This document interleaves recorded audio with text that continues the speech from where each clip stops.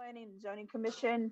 This is our monthly meeting, September 28th, 2020. It's now a little after 7. We were waiting for little things to get straightened out. So I will call the meeting to order at this time. The first item is the Pledge of Allegiance.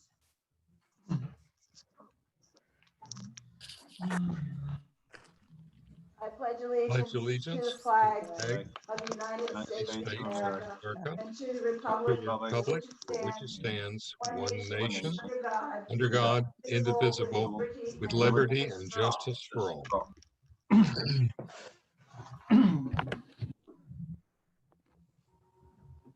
The next item of business is the approval of the minutes of the August 31st meeting. Are there any additions or corrections to those minutes? Roxanne, I would move to approve their acceptance. I'll second it. It's been moved and seconded to approve the minutes. All those in favor, please raise your hand and say aye. Aye. Awesome. Minutes are approved. I'm sorry, anybody not in favor? Sorry.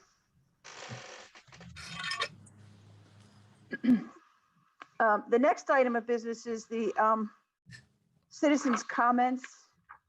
And before we go to those comments, a couple things. Those people that want to speak on anything that is not on the agenda for this evening are invited to make comments.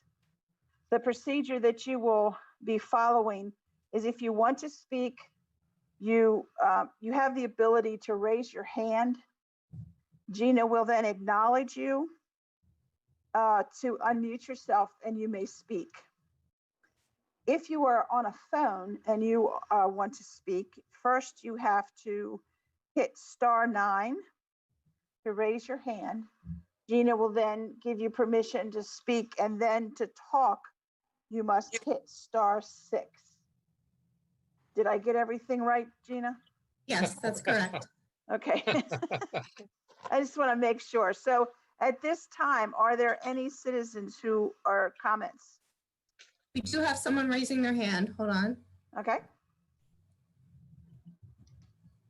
Oh.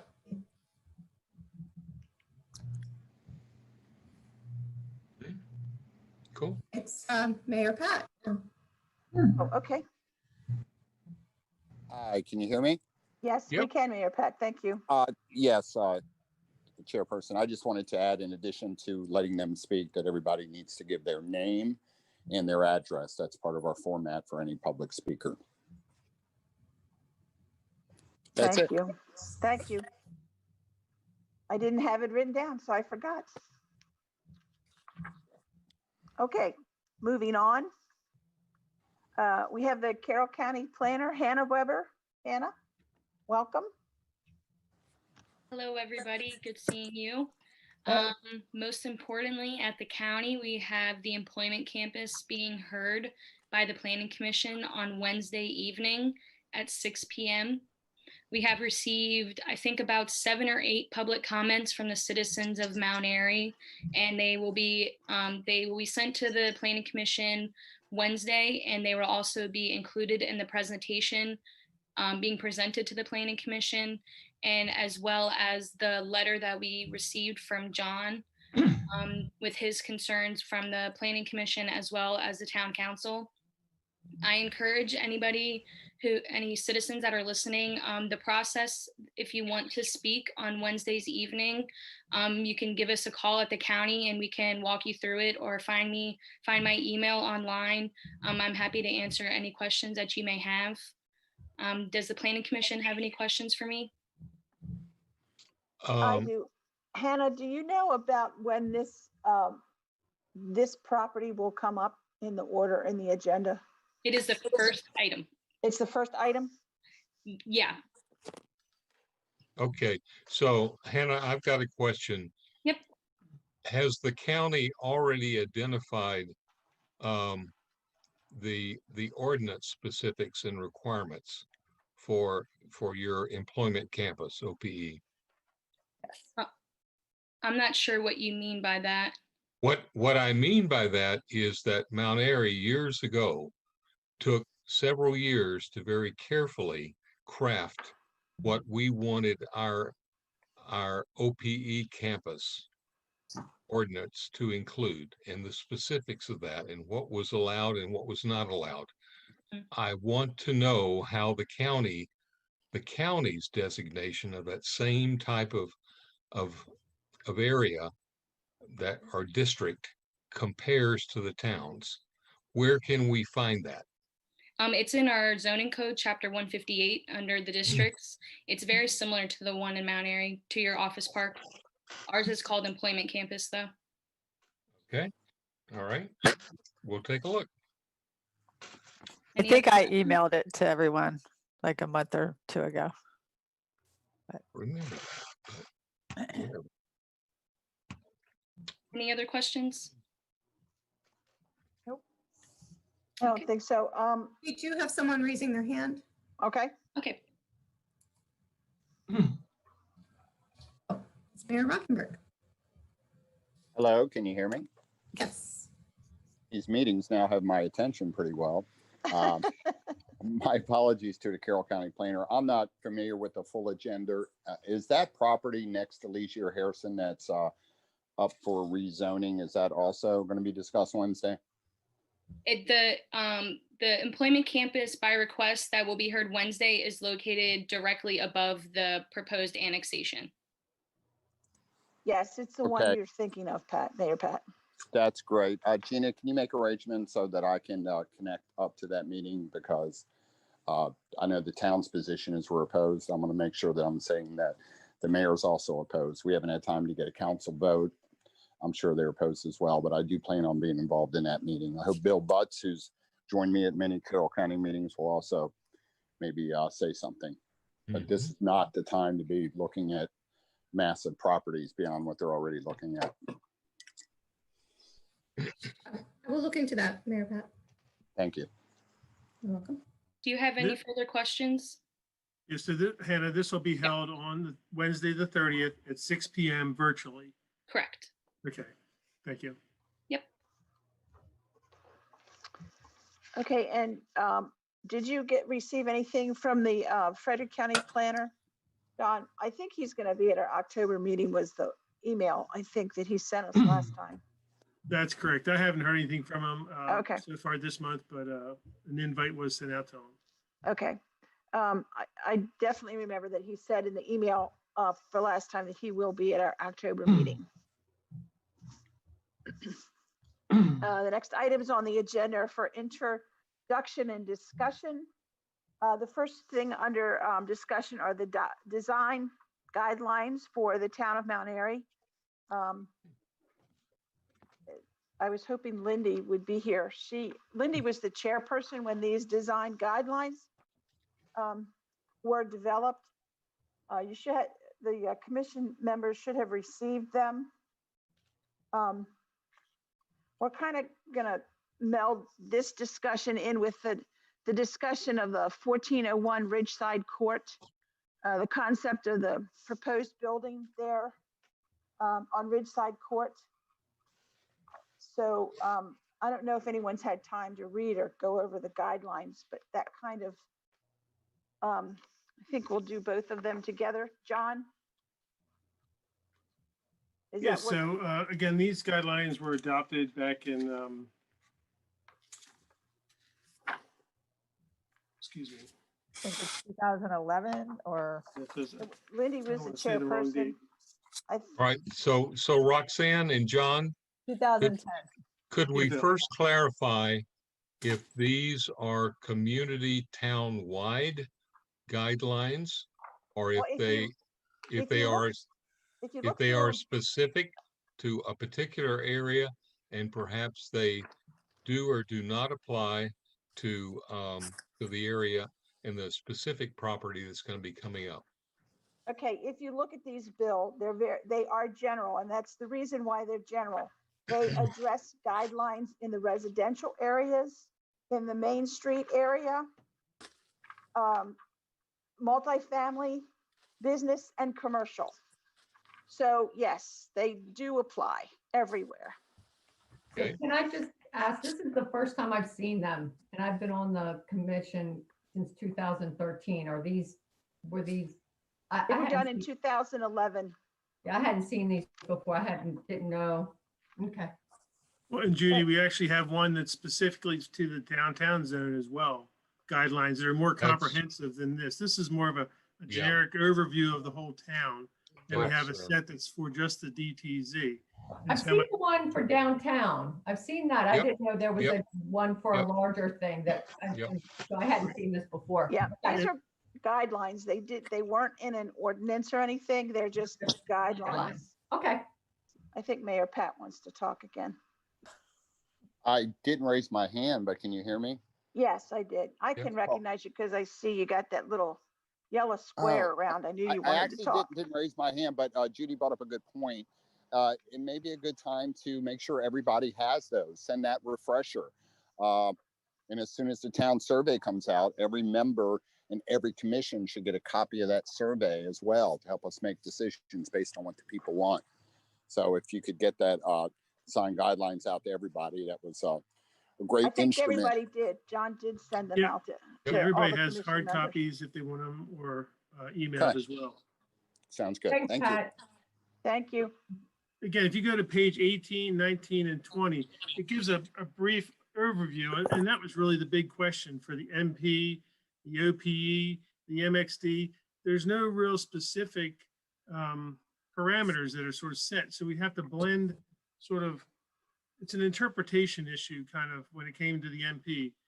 Initially, when Dr. Schwartz came in, I let him know that, we were looking for very much of a residential style building is the way I interpreted the code related to MP design and architecture. And again, so this is what sort of spiked it is when their engineers submitted their plans. It's an interpretation of how the code is read. So I'm just trying to figure out from the planning commission, what is their perspective as a group to what MP should look like and what we're looking for the redevelopment of 1401 South Main or 1401 Ridge Court. Okay, so John, this is Bill. From the time that this all-encompassing or maybe town-wide set of design objectives and priorities was established, we have done other development approvals, especially on the outlying area of the town, within the town boundary, but outside of the downtown area. And we have approved a little bit more liberal type of design in some of those properties. I could give you specific areas, but I think we're all aware of them because they tend to be closer to 27 and I-70. They tend to be outside of our immediate downtown area. The heart and soul design-wise of the town and what we cherish so much. It's more in commercial areas. So we've already set that precedent going forward. I think what I'd like to mention is this isn't an MP. This is a unique situation in the fact that most neighborhood professional areas, the building stays. This building is being proposed to be torn down and rebuilt. Mhm. One of the things that's important in the NP area is that it remains within the confines and within the area. It maintains the integrity of the area that it is in. There is one property on that Ridgeside Court, the chiropractic center, which I did talk to Dr. Drew about. Yes, he did tear his building down. But if you notice, his building also built back up. Looks like a residence. In my opinion, and in my opinion only, I appreciate the work that Courtney, you have done with this. I do not think that this building matches the character of the other buildings that are in that area. That's just my opinion. But everybody has to make their own opinion. So would like to hear from the other commission members, and also Courtney will let you speak if they have any other questions. I could Dan? actually, Leslie? go Well, ahead. I mean, I just was glancing at the code and I just did that very quickly in the neighborhood professional zone. I mean, I don't see, I see that it's it has to be a transition area and it's supposed to be a much lower commercial impact, certainly. I don't see it, but like I said, I just looked really quickly that it discusses that it needs to look like a house. I mean, I know generally they're not tearing down and building up, but even if you're just revamping or whatever you call it, you can still change the look. So I just don't see it in the code. Have you seen it in the code where it says that? No, I'm just going on what all of our neighborhood professionals have done. We haven't dealt with someone other than the chiropractic center tearing the house down. So they've all remained the house, Well, what did basically. so we did oh, sorry, go ahead, Judy. I was just gonna say, if it was abutting a whole bunch of houses, but it abuts Five Guys. I mean, so it's right next, there's the chiropractic center, which it's commercial, looks like a house. Okay.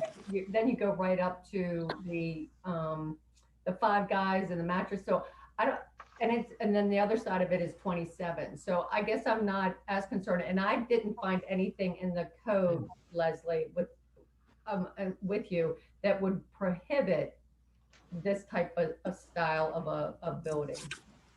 My own 2 cents. Martina, Martina, you can unmute yourself. Okay, I was just can everyone hear me first of all? I know my mic is weird. Yeah. Okay, good. I was just gonna say, because from my own experience, I live next door to a neighborhood professional, and because I'm a house, it looks like a house. It's just, it was extended onto, but this being so close to 27, like I'm not exactly as fussy about it, because it is near a Five Guys and it is near, a dentist and financial group and Burger King. But I mean, it wouldn't take that much to sort of tweak the exterior to make it look a little bit more like a home facing 27, the way that it does now. If that's a possibility, hopefully. I mean, I say that without any, I'm not a builder, but.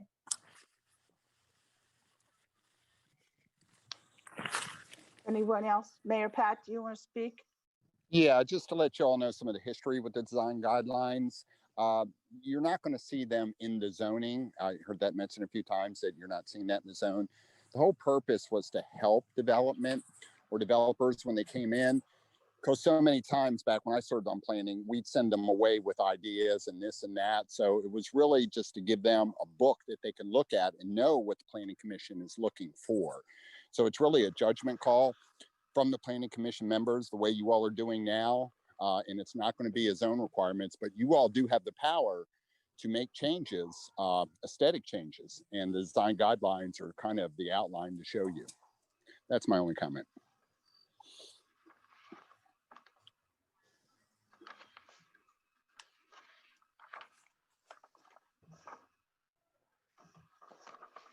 Does anyone else have any comments?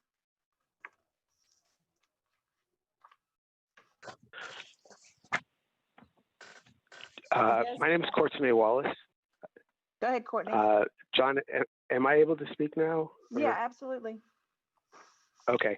My name is Courtney Wallace. I'm with Evolutions Designs, and my address is 12698 Skaggsville Road, Highland, Maryland. I scoured the design principles, guidelines, and the zoning, and I didn't see anything that prohibited me from designing what you see today. What I actually did was, am I able to share my screen? You should be Gina, able to can share you your share screen. your screen? Yeah, Yes. you can. Okay. Okay. Can everybody see what I'm showing right now? Yeah, It's like a model. yep. Okay, so the existing building that's there now, it's configured in this manner. It's a shed roof, and it has a front canopy and then another shed roof in the rear of the building. It also has a raised porch area. So I literally took this configuration and created the new one, the new building itself. And can everybody see the existing picture? Yeah. Okay, so this is the existing two-story structure as it stands today. No, I And then don't this see is the that. configuration. No? Okay, hold on No, a we don't second. see the existing structure. We We're just see talking what about you the do. shape, right? Are you talking about the shape? Okay, There Oh, you no. go. Okay, there it There is. you Okay, go. there you go. you Okay. see that? Okay, sorry. Okay, so this is what the existing front elevation looks like. So there's the canopy, the shed roof that sheds to the back, and then that raised porch area. And then this is just the massing of it. What I did was I just took this same principle of the massing, and I placed it in a 2-1 configuration. So there are two massings on either end that are the same, and then one massing in the middle that's just the reverse, opposite of it. So as far as providing what the context of the residential area is, I think I'm actually doing a service to the context. This area it's really a transitional kind of site. I mean, we're bordered along by a main highway and then commercial. So, and then to the rear of us, we have some shrubs and some foliage that's providing screening from any other adjacent property from the backside of the site. So that's basically my argument. Looking at the design guidelines, I took the massing, all of the methodology from the design guidelines that you provided, and I've incorporated into the design as far as the height, the massing, and the way that it looks.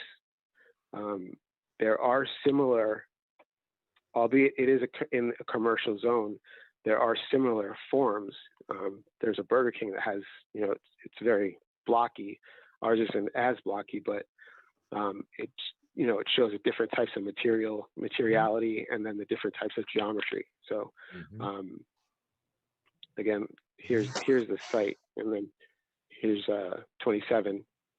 So we're kind of like landlocked. We're kind of in a locked transitional area as far as where the site is. Now, if our site was located, up here in the more of a residential fabric, then I would have designed something more appropriate for that particular site. So I think what I proposed, is fitting for the property.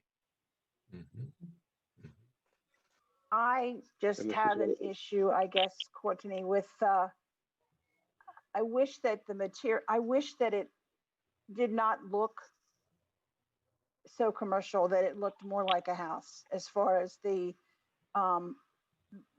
materials that are used. I mean, I know that Dr. Drew went to a lot of he went above and beyond to get the building to look like a house. I know that it's close to 27. I know that it backs up, I know that Five Guys is there, but that little area right there, I think, I don't know, that my opinion, I just like to see the outside have a little better, it looks more industrial to me. I wish it didn't, but we're not going to vote on it tonight. We're just talking about the idea. So if everyone is in favor of what it looks like, that's the way we'll go. Well, again, we're not really voting on anything, Roxanne. I'm just trying to get some direction for Courtney so he can and Dr. Schwartz so they can either move ahead with the building as it's designed as their concept submission plan. If you guys are unhappy with the elevation as a group, then he'll have to rethink it, but this is really for him to, we need some direction. So it is for introduction discussion. Well, that's what I said, but it Ms. sounds like. Ms. Hemphill, Yes, as far as the materiality, the material that we're using, it's called Nichia, which is the same exact product as Hardy Plank. It's just the way that I've, represented it. It may look in a different material, but it's exactly a cementitious material, and Hardy Plank is, you can use it in a I'm shiplap familiar or with Hardy Plank, yeah. shingle. Yeah, so that's basically what it is. I have a question. Yes, Leslie? So in terms of Roxanne, when you express that you want it to look more like a house or more whatever, and Pat says, the design guidelines, govern or we can use them. So which design guideline are you considering? So it's not residential, it's not downtown Main Street, it's not commercial, it's not industrial. Like what is it? Well, I'm just kind of going on Where would we look in the design guideline and say this is what we should be using? well, we can't because it's not a black and white design. I'm just, when you say neighborhood professional, I know that we generally talk about a building that is basically a residential home. And it still looks like a residential home. And I guess that's where I'm going with this, but I'm not the only person. So I gave my opinion, and then you all also spoke your opinion. You're in favor of it. That's fine. I don't have, Okay, so Roxanne, my opinion is that this is adjacent to 27. This is one of our obvious commercial areas, even though this is a neighborhood professional, change. And I think because of that area and other approvals that we have done over the last 8 to 10 years, I don't have a problem with this design, because I don't think with its immediate adjacency to 27 that it is more disposed to be a residential setting than a commercial setting or adjacent to a commercial area. From that standpoint, I don't have a problem with this design.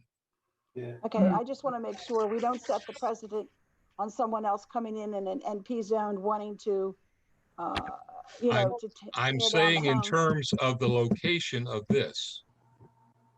Okay? All right. Yeah, I think this is a nice, modern, clean look. I really like.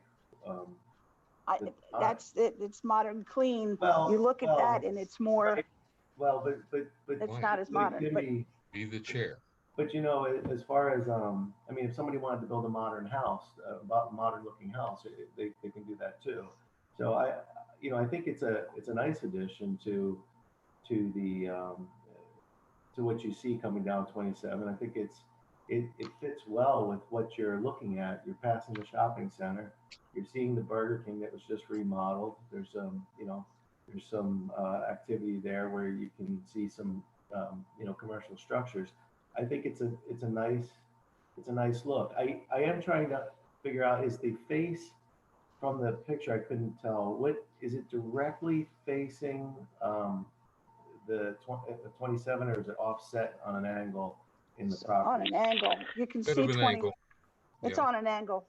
So you're almost driving towards it on an angle, seeing the front. If you're driving north on 27 and look to your right, you'll be seeing the left side of the building and part of the front elevation. Yeah. Okay. You look all right. perpendicular from 27. Just the way it's seeing sitting the majority now. of the left side. Gotcha. Okay, just the way it's sitting now. The building's rotating 90 degrees on the parcel, basically. Yeah, understood. Okay, Yeah. so, right. Okay, that's what I thought. I like it, actually. I'll be honest with you. I think it will look nice. It's, Courtney, can you can you show the floor plan or the site plan layout of the building in relationship to the parking and Ridgeside Court? Yes, I can. Just let me find it really quick.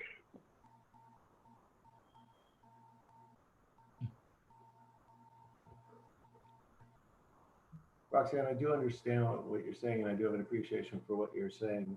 I mean, if you guys are okay with it, I'm okay with it. I mean, that's, you know, that's what we go with.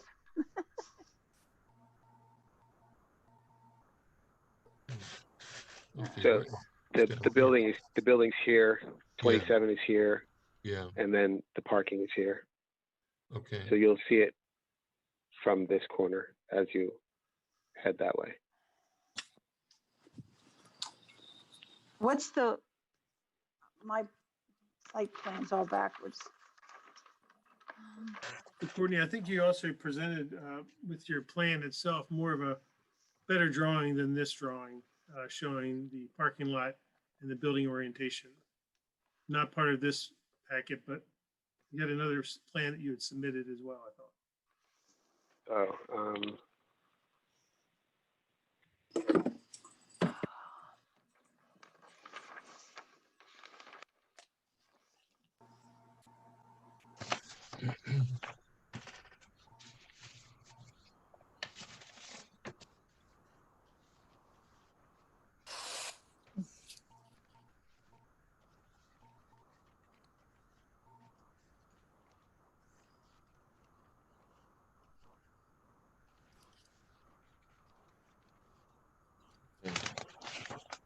everyone see this? Yeah. Mhm. Okay, so 27 is here. Yep. And then this is the building itself, and then parking, and then this is Ridge Court. See, and that's the other thing, is that there'll be cars parked in front of it. So it would actually look odd if it was, you know, if it just looked incredibly like a house. It would just look like there's a giant party going on. at a Okay. house. Yep. There'll be a buffer here, screening, some landscaping that'll soften the transition between our site and everything else, our adjacent neighbor. Where's the front of the building? Okay, so where's the entrance from the parking? It's at the front. So you drive in here, you park, there's a sidewalk, and the entry is right here. Okay. Okay. So what's the acreage and what are the number of contemplated parking spaces at this point? John? I think that's already been determined that it's sufficient. Yeah, I think they have that right. Because remember we went Yeah, through we that already with talked the, about that. Yeah. yeah, They we had to talked about reduce that. the total square footage, I think, to the footprint Right. of Right. 2380 because they couldn't accommodate enough parking to support Right. the floor plan. Right. Okay. And that's what we're showing too. Can you Roxanne? pop a screen or two? There were a couple more concepts, not that one, but in between this one and where you scroll down to. So it looks like the commission is in agreement and you can go ahead with your plan. Roxanne, Yes. Roxanne. I have a couple of comments. Can you hear me? Yeah, Okay. I'm listening. So if again, and we get like Scott was saying, if we're in some neighborhood or whatever, we get what you're talking about.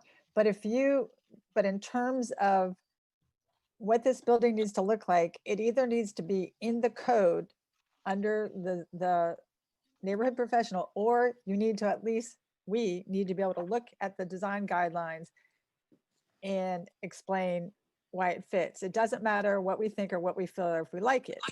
Now that's one. Now the other thing that some of you may not know because you weren't on planning yet, when we completed the last master plan cycle, these buildings, Andrew Drew, Right. Drew, Right. Dr. Drew, Yeah. this building, at least one other, they were, so originally they were proposed to be neighborhood professional, but then somebody I think Heather actually proposed the idea to Andrew, Dr. Andrew, that maybe he could get limited commercial. And that is how it initially was proposed. And I was completely against it. And everyone else, or most everyone else on the planning commission, was going to go with it. And then the town council came in and we had a joint session and they said, absolutely not. We are not going to agree to that going limited commercial. But what that also shows you is it's neighborhood professional because, you know, there is land and there are houses back there, but it's not meant to be a house. Now, maybe if you want to be sure in the future, then we need to be amending the zoning code and or changing the design guidelines. If that's what you or other people think that neighborhood professional means, then it needs to be in the code and in the design guidelines. Okay, that's all I wanted to say. Thank you. Okay, I think, and maybe we should make a note. We haven't had any other neighborhood professional buildings have to be torn down and rebuilt. And I think that's where the issue comes in. So we need to adjust the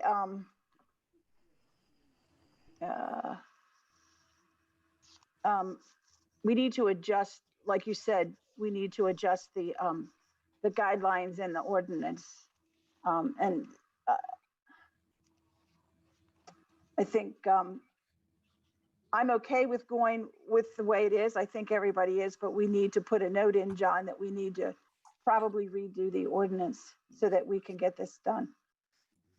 Before we step off the issue, I was hoping we could scroll down to some of the conceptual drawings again. There was below this, as you were scrolling down to the other, below further. So are you talking about like the floor plans, interior floor plans? There was a frontal view that was from the lot. It was like a ground view from the lot. I think it was on a couple of pages here. I don't know your tab. Well, is there more? Like you were bopping around, and there were a couple more images of the concept from All the way at the bottom, directly on the face. We don't have this document, so I can't tell you where to go. There it is. Well, no, there was more. There were two or three next to each other of other pictures. That's the building elevations on your plans. I mean, I saw them. I saw it. Is that what you're looking at, Scott? No, well, there was a straight-on frontal view of the down here. That's it. You just went past it. Okay, there's two. These. I just wanted to see what these drawings. Okay. Yeah, it was just a different angle. I that's what I was curious.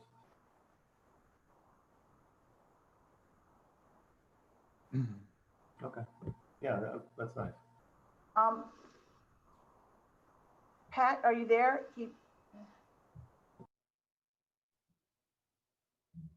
Because he wants to talk, so I don't know where he is. I don't have him.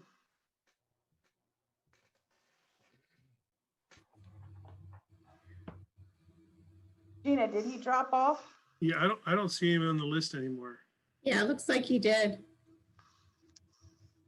So Roxanne, so we can just move on to the next item. Well, he wants to speak on this issue, so. Oh, he does? Okay. Yeah, I'm trying to. Right. Roxanne, I would say while we're waiting to see if the mayor is still available, I think Hold on. we're possibly in agreement on I'm going this. to put you on speaker. But I think it also makes sense as we're preparing to do an update of the town master plan that we take a second look Well, at everybody else has been able to. For some reason, you dropped off. Let Bill finish what he was saying. Okay, I think it makes sense as part of our comprehensive. Gina, can you send Mayor Pat the link again? He wants to stop the meeting if nobody can call in. He wants to talk and he can't. I don't know how to help him. I'll send it again. Okay. All right, I'm so going to until try we- to finish my thought, Roxanne. I think what we're seeing is that there is going to be ample reason for us to do some workshops. And as we begin to get into updating our town master plan, because it's been the better part of 10 years, this is one of the areas we want to take a second look at. I don't think there's going to be a huge amount of additional development or expansion of the town. That's not in our vision. But in terms of design guidelines and consistency, I think what we're seeing tonight makes sense for us to revisit in various areas of the town where there might be change. yes, I agree. Scott, can you answer Hello, Mayor? hello. Can you hear me? Okay, yes, now we can Can you hear hear you, me? yes. Okay, so a couple things. I know we're all dealing with tough times and new technology, but when I can't get in to make a statement or a citizen can't get in, it's not working and it's got to stop. So let's see how we do. But at some point, if we keep having hiccups, we're not going to have planning meetings or any meetings this way. It's not legal. We need to have people where they can speak. So with that said, my frustration's a little bit over. Let's get back to a little bit of the design guidelines. I'd heard from Leslie that some of these things are not stated in the design guidelines. We need to go back in and make some changes and make some, I guess, legislative changes. That actually is not accurate. We developed the design guidelines because there was people doubted whether the planning commission could have any say in color, choice, patterns, materials. Mayor Frank Johnson actually drove it so people would know the planning commission does have a choice. Now, this is a great example of why we can't make it perfect and say and change legislation, because there may be issues such as this one that are different, and you can't have a book that's going to address every issue. That's where you come in, and that's where you're doing exactly right. You don't need to change anything. You need to bring up your ideas. Roxanne had one idea, the other members had others. This is exactly what you're supposed to be doing. It's working. You don't need to change anything. Actually, Pat, I think you might have missed one thing that I said, which is when I asked Roxanne, where in the design guidelines would we look to apply to this particular situation? That is what I do not see. And that is why that is specifically what I was referring to. And that's fine. And that's a great example. You may not see every example. You may not see this example. We did as best as we can with the design guidelines. Right. And by example, I mean the zone, like it's not Main Street, it's not commercial, it's not residential. So what I'm saying is there's not something where we can look and say, well, this is supposed to fit within, even in a general way, because I just don't see it. Okay, well, I would have to see if there is an actual that large of a flaw, but I don't expect every single property to have a designation of exactly what it should be. So you may have raised something. I haven't looked at design guidelines in 10 years. I So know, I'd and have I to- just looked at them over the weekend for the first time. Yeah, I mean, I'd have to look, and if you are missing a huge void, yeah, it's a good thing to correct. I would have to agree with you there, but I wouldn't expect to always see an exact example. It's really just to kind of get you going and to let people understand, like this architect apparently did look at it. So John, Right, kudos to you to get him the guidelines. Right. That's it, guys. Thank you. Thanks, Thanks, Pat. Pat. Courtney, can you please unshare your screen? The CMC wants you to take your screen down. Thanks. So Tom? Yeah. I don't know if I have a question or not now. I think we're not making a decision tonight. But Again, Roxanne, so I do want to give the developer, the engineer, and Dr. Schwartz some kind of guidelines of which are we going to move forward with this concept plan so that they can go through the submission process and start his development. You're saying you don't want to make a decision on that tonight? No, I meant, no, that's not what I meant. I meant we're not making no. What I meant to say is we are all in agreement that they can move on with their planning, correct? Yes. Is anybody not in agreement? Okay, Dr. Schwartz, did you want to say anything at all based upon it, but I think we're getting a clear direction that we can move forward with what the plan Courtney sort of submitted as a pre-concept. So he can go ahead and start moving forward with that plan. Perfect. Thank you very much. I appreciate everybody's time. Thank you. Thank you. Thank you, Courtney, Dr. Schwartz. Absolutely. Thank you. Thank you very much. Thank you. Yeah, and if we have to go back through the design guidelines at some point and either add in for the MXD, the OPE, or NP, if we need to define that more specifically, we can do so. That's why I brought these guidelines up, because to me, that was not clear and it was more for interpretation. And maybe it's okay the way that we handle it tonight, which is fine. I'm gonna, because Lindy was the chairperson, I know Leslie was on there. So Leslie, you've spoken. Lindy, can you speak a little bit to why the guidelines are the way they are? Well, the time we were looking mostly downtown, but Okay. I was just looking at the guidelines, and there is something about commercial, and I was trying to get your attention, but couldn't. But Sorry. which talked about commercial being, singles. Hold on, just close it out. It just talked about that, you wanted a gabled appearance, and looking more like that's it was kind of brief here. The commercial was, it's not, the page is not, no, page 14. Most commercial areas consist of 1 or 2 story freestanding masonry boxes with flat roofs surrounded by parking, or suburban style shoppings with large expanse of surface parking. And they gave an example. So we did try, again, we tried to give enough freedom, but also a look of the town to keep it consistent with what the town was. Again, trying to give developers enough room, but we didn't want everything to be brick like Old Town Alexandria, but we wanted to give the character of the town. Okay. And so I was trying to raise my hand and say, no, I disagree with that look. Again, if you go to page 14 and 15 of the design guidelines, additions and new construction. That's commercial. And this is. Right, and you're right, it's not, but. And the thing is, like. We didn't actually address. Yeah, you're looking at commercial, Lindy, and then Roxanne was almost looking at residential. She wanted it to look like a house, and you're looking at the commercial zone. And that's why, to me, it's not like, it's just not there, like what we can say, this is really what it should be. Yeah, I would agree. And we can't go by, I mean, you're right. We didn't, I don't remember at the time, maybe we just didn't have a lot of that There going might not have around. been NP yet. I don't even know when NP, I mean, you guys know, Tom would know. Maybe there, Right. maybe it NP was, hadn't been passed yet. right. It was a long time ago. Yeah. Yeah, so I think we probably we need to work, I think, on the Actually, guidelines. Pat was vice chair then, by the way. Right, yeah. So he might remember. So I think it just shows that I gotta we run the need doors. to do a little work with that as well. The next thing is ordinance 2020-23. This was presented at the town council meeting at the last meeting, Councilman Foyer. Tom, I'm going to let you explain this because I get confused every time I read this. Okay, so Councilman Porter asked that I draft this.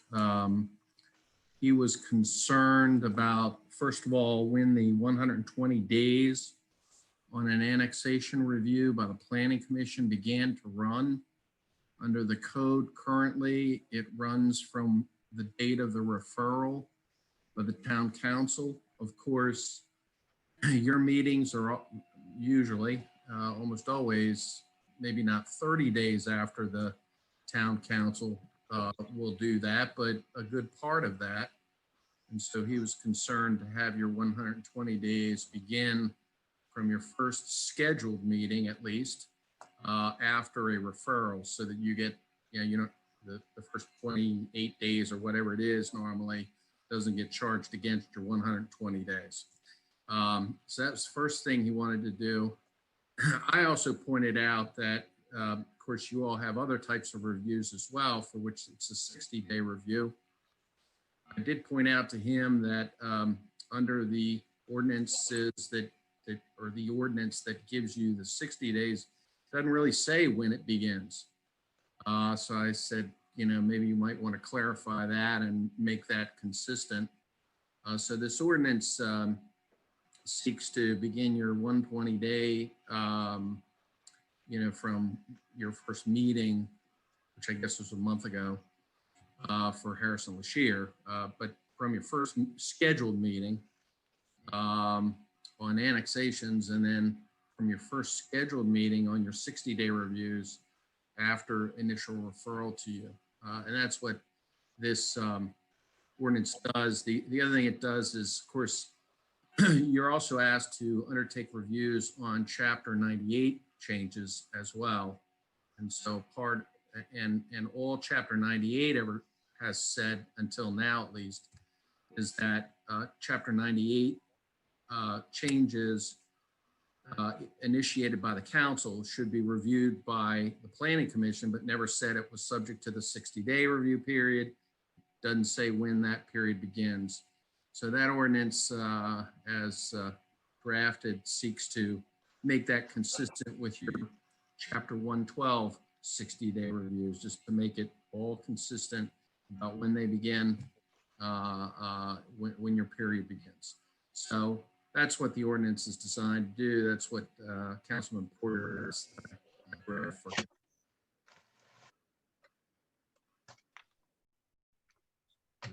Okay.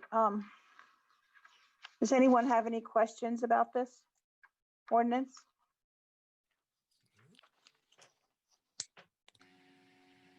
I don't have a question, but I was wondering if there's one typo that I think it mentions town council twice when maybe it means planning, but I'm not even sure, because it would be the last whereas, like on page 2 of 3.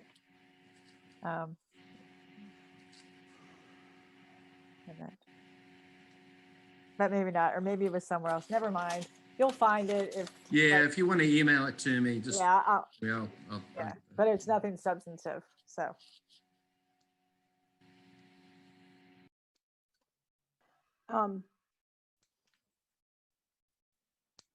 I don't have a problem with that. As a matter of fact, I think that's a good idea, oh because yeah, we lose 30 days. oh yeah.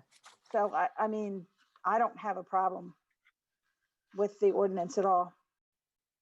Sam, we do have another hand raised. Okay.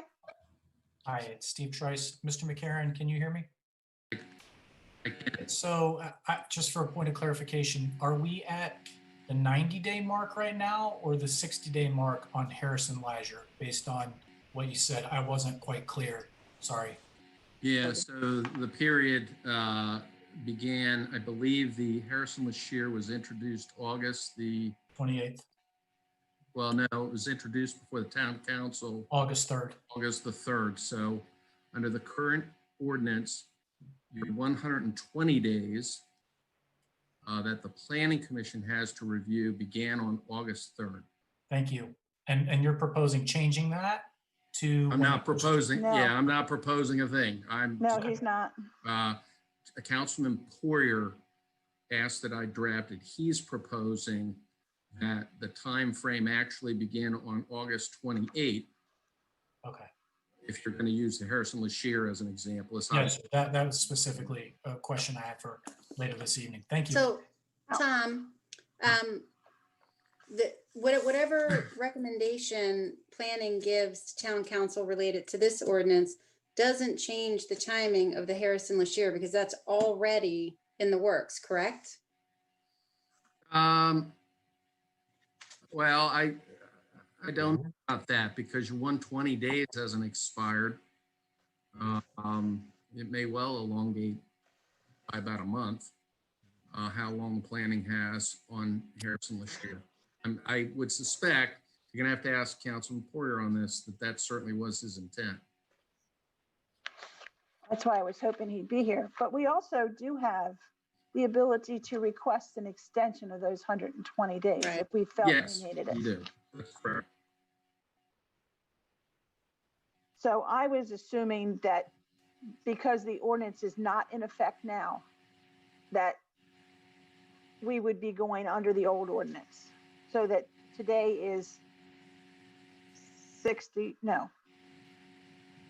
Today's what's 30 today days. then? Today's 30 days. 30 days. I mean, I guess unless he wanted to have you rewrite it and specifically say that it's retroactive, Well, okay, this gets, when but that would take a lot of time.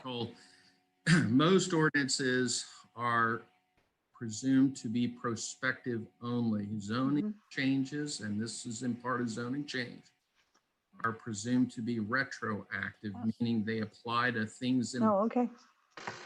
So. Okay. So I'll make a motion that we give a favorable recommendation to the town council on ordinance number 2020-23. Is there a second to this? I'll second it. It's been moved and seconded. We give a favorable recommendation to the town council concerning ordinance number 2020-23. All those in favor, please raise your hand. Those opposed? Okay. We'll take it back to the council. But this was 60. We're at 60 days, not 30, right? We're at 30. Yeah. We discussed this last meeting. Which Yeah. was 30 days. ago. Right. Right. Okay, so using the new ordinance, yes, this would be 30. No, Okay. using the old ordinance, this would be 30. Using the new ordinance, this would be, oh, no, you're right. I'm sorry. Yeah, You're 'cause correct. it starts. It- Yeah. it's No, you're September. correct. You're It's correct. It would be Okay. 60 if we were using the old ordinance. You're correct. Okay. Sorry. Okay. All righty.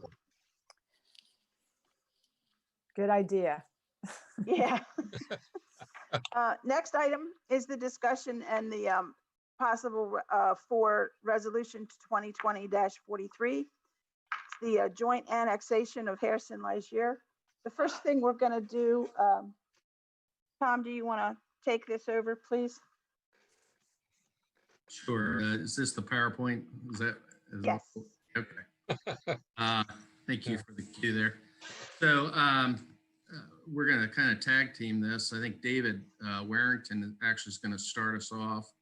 And then I'm going to jump in some and Barney some. The division responsibility will be David will do some of the introduction and some of the bigger points. I'll handle some of the legal stuff. And Barney, the engineering, well testing, water stuff, I'll call it. Okay. Cool. David, you have the floor. Okay, thank you. Just by introduction, those of you I haven't met in the past year, I'm David Warrington, the town administrator, and we're going to try to bring to you as much information as possible that we can share. We are not advocating this annexation one way or another. We're just trying to present the facts and trying to bring you the facts that help you to discuss and make decisions on the proposal. And it is just a proposal. No decisions have been made. It's been brought to the mayor and council and referred to you.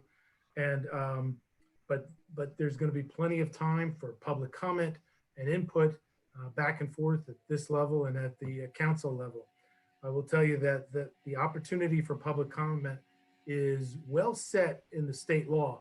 There is a very arduous process to go through an annexation, and the emphasis is on making sure that everyone has an opportunity to be heard.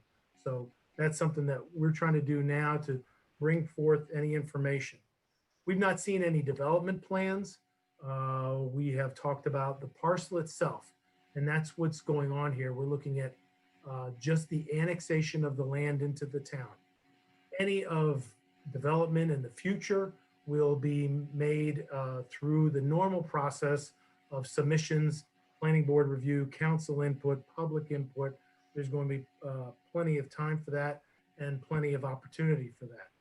So getting the information out allows everyone to have all the types of questions that they may want to ask or pose. The development is also after the annexation. The annexation comes first, the land comes in, and then the process of annexation goes forward. So part of our goal tonight in doing this presentation is to give a bit of a history. And you'll see Tom will jump in at that point, having been here for much longer than my single year and will provide you background as to his discussions with the IDA and how we got to this point. We'll also look at the benefits, the cost benefits, and costs and benefits, the pros and cons, so to speak, that are in this proposal as part of this annexation. There are other parts of it. Mr. Quinn will talk about some of the engineering aspects and also how we go from dissemination of information to input to getting to a point where we want to move forward and how we move forward. So at that point, I'm going to back off and tag off to Tom to give you some of the background and history.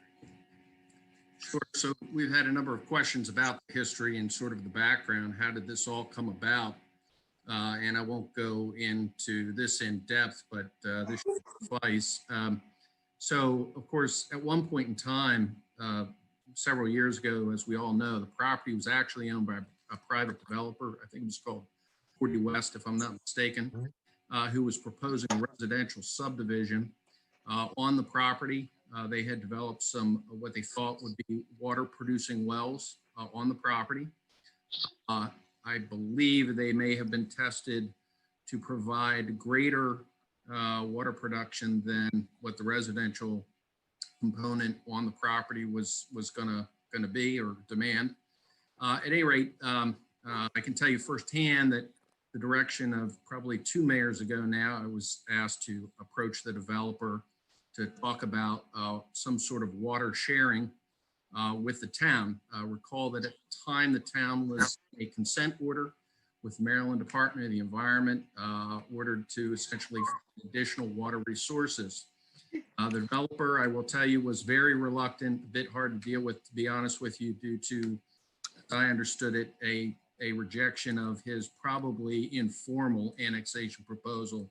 I don't think that ever became a formal proposal, but he was not happy about that.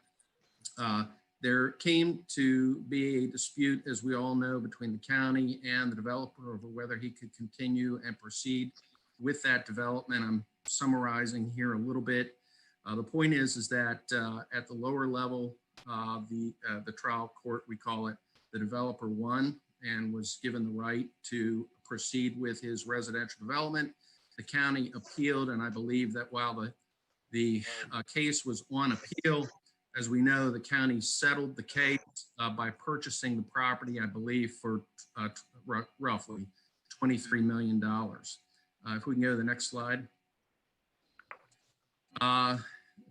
And again, I'm kind of speeding ahead here, but the county transferred the property to the Industrial Development Authority, Industrial Development Authority, the IDA, which, as I understand it, is a nonprofit created by the county. Its purpose is to develop industrially within the county to increase the county's industrial tax base. After acquiring the property, the IDA approached the town in roughly 2009 about potentially the property's annexation into the town, the construction and development of the wells, and essentially sharing water with the town ultimately coming to own the source of water, that is to say the wells. It's not much unlike what had been proposed by, or at least we had approached the developer, the private developer 40 West, about doing some years earlier. And obviously what was expressed was the desire to develop an office park, and that also there was approximately 80 to 85 acres that they could basically donate or provide to the town for parkland.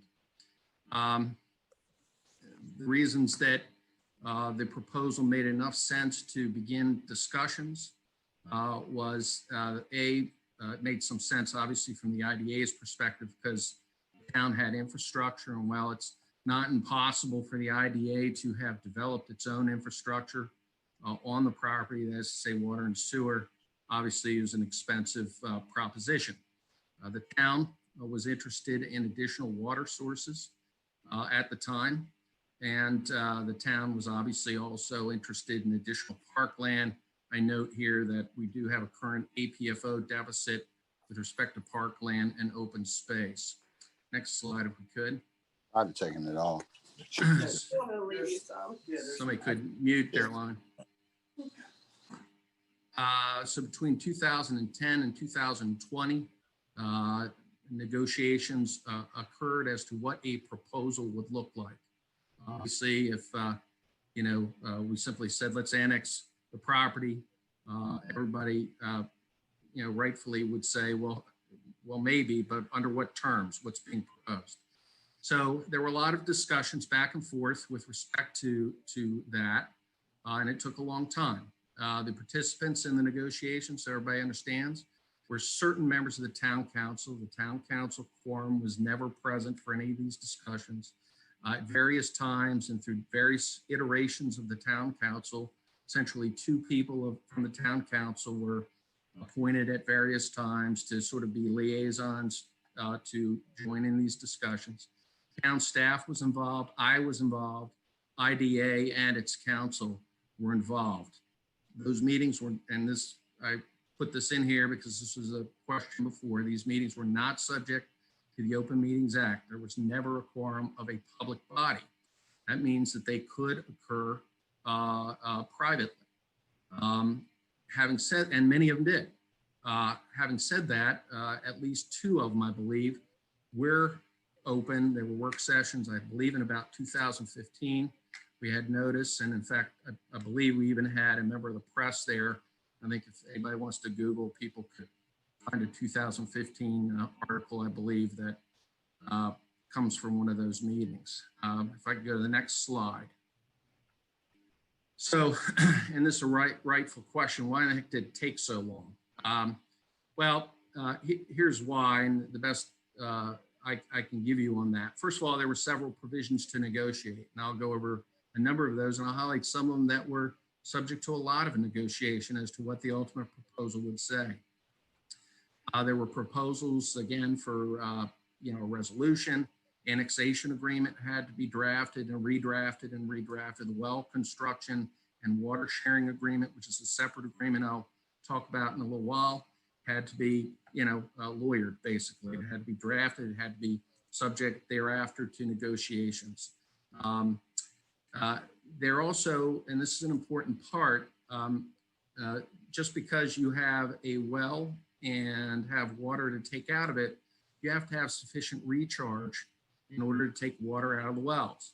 And Barney can better, in a more technical way, can answer that. I'm giving it to you as simple as a lawyer can possibly understand it. But the point is that in order for this to occur, the county would have to transfer recharge credits, basically, to the town in order to draw water out of those wells. And indeed, the county has agreed to do that, but that took some time to negotiate and get an understanding of. We had to add the property to the municipal growth area in the town's master plan. And that did occur in the last master plan. It was discussed and done in open meetings. We had to create a new office park and employment campus for the OPE district. That was discussed and done in open meetings of the Planning Commission, many of them with IDA present and participating, as well as before the town council, including a public hearing in order to adopt the OPE district. 2017, we had a reapplication for MDE water use appropriation. You have to apply, obviously. And the town requested at that time 200,000 gallons per day annual average with a max monthly average of 220,000 gallons per day. And that required a new round of testing in order to support that application. That application, as I understand it, is still pending and has not yet been approved by the MDE. And Barney can better take that, and we'll discuss some of that in just a little bit. The well testing was completed. I'll pause to say that the 2017 lab analysis concluded the wells to be safe for human consumption and to support the allocation request. And again, Barney will discuss some of that later. And then finally, some of the discussions, we were not having these every day. We tried to meet once a month for a period of time, but there were periods where we weren't meeting for 6 months or 8 months, or while we waited for well tests to come back. So yeah, there were just intervening issues in the town and the county where we just didn't meet as regularly maybe as we had hoped. So that's why it took so long. Where are we now? Where we are now is that we have an annexation resolution, which was introduced, which is as per the state and town code. It's a proposal is what it is. I know it was referred to the Planning Commission, to this body, obviously, for state and town code. And the Planning Commission, as we know, will have to decide within 120 days without assuming no extension. And perhaps your starting line might have moved or might move. But you have to decide whether to recommend that the town council approve or not approve this. And then even beyond that, you can also make recommendations that says, look, we are for or against this, but if you're for it, we make recommendations that the proposals be changed. And here's why, and here's what we recommend. So that's a little bit of history and kind of where we are. And I'll turn it back over to David, and then a little bit here, I think, Barney, ultimately, for some discussion on the Harrison Lashir property. Okay, here's some of the numbers, and I know this map's a little tough to read, but it basically is 259 acres. We have 126.4 sliced out for the employment campus. 85 acres, as you see to the far right on the top, would be given to the town for parkland, which the town would or would not decide to develop later, and that would be developed by the town. 46 acres, which is referred to as parcel A, is for future development, and that has all kinds of dependencies regarding water and how the development has gone for the previous 85 acres. So it would be a separate application, again, subject to all the review process that would be for any development. The IDA has estimated that this in total would take 20 to 30 years for a full build out. And the map is set aside, but it could change depending on setbacks required by the state or the town or something of that nature. So I would look at this as a great preliminary concept plan of where we think things will be. But note that a small part of the property way down in the bottom left-hand side is already currently within the town's corporate limits. That part is doesn't need to be annexed because it is already part of the town. So next slide is the benefits to the town if annexed. And this is a key element, and that's that the town will have control of how the property is developed. The town zoning classification and this body itself, along with the mayor and council, will be reviewing, much like you did earlier tonight, on any proposal being brought to the development of this land. You'll have input, public comment, and a say in how these areas are developed. That to me is very important because it is going to be, if it is within the town, going to be developed the way you want it to be. The town will also receive tax revenue from businesses located on the property, as with all properties within the corporate limits. The town will allow a water loop, and I will leave the technical aspect of this to Mr. Quinn, the town engineer. He did explain it to me. It made sense, but I could never re-explain it to you. But it will provide for better hydraulics in the Nottingham community in the town's water system. Also, 85 acres of the park will be used, given to the town and used for parkland. And we note in here, and the 21771 area code. And we say that because our parks aren't restricted to just town of Mount Airy residents.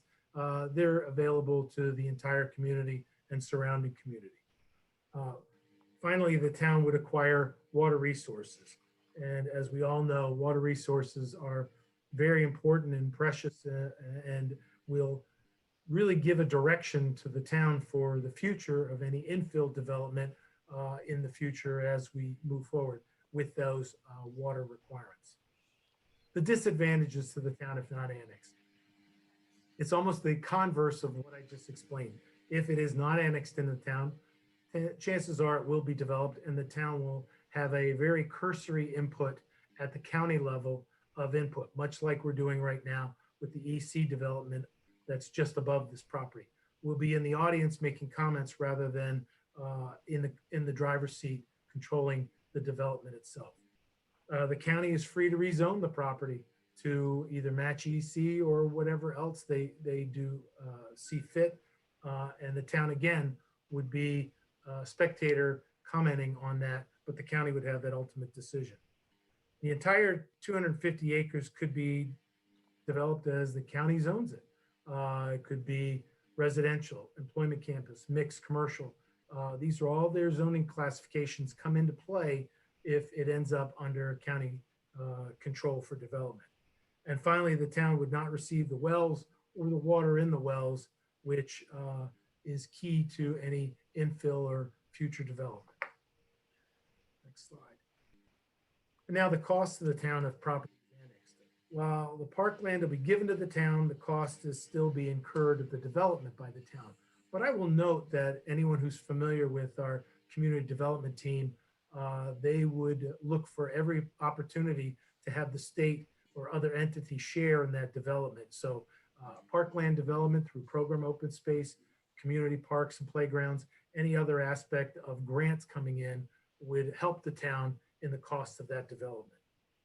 I'm going to tap over to Barney to talk about the rough estimate of costs. Barney, you're muted. Yep.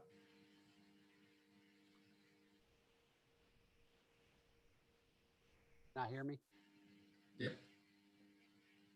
We can hear you, Barney. You can hear me? Barely. Okay.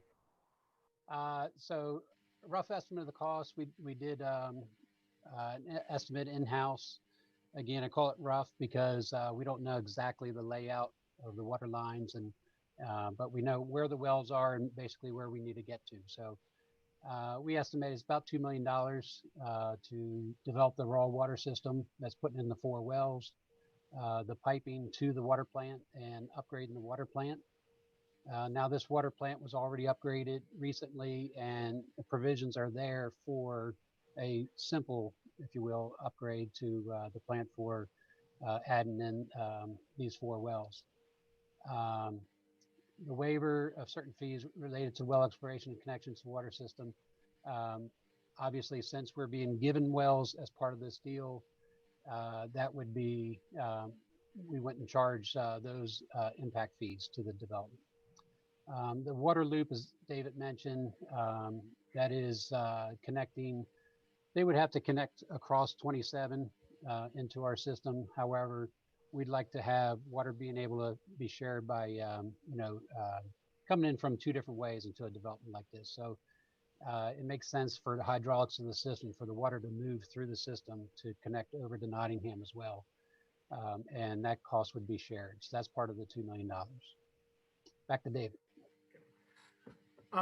The costs are expected to be covered over a 20-year loan or municipal bond to be paid back over time by the development fees.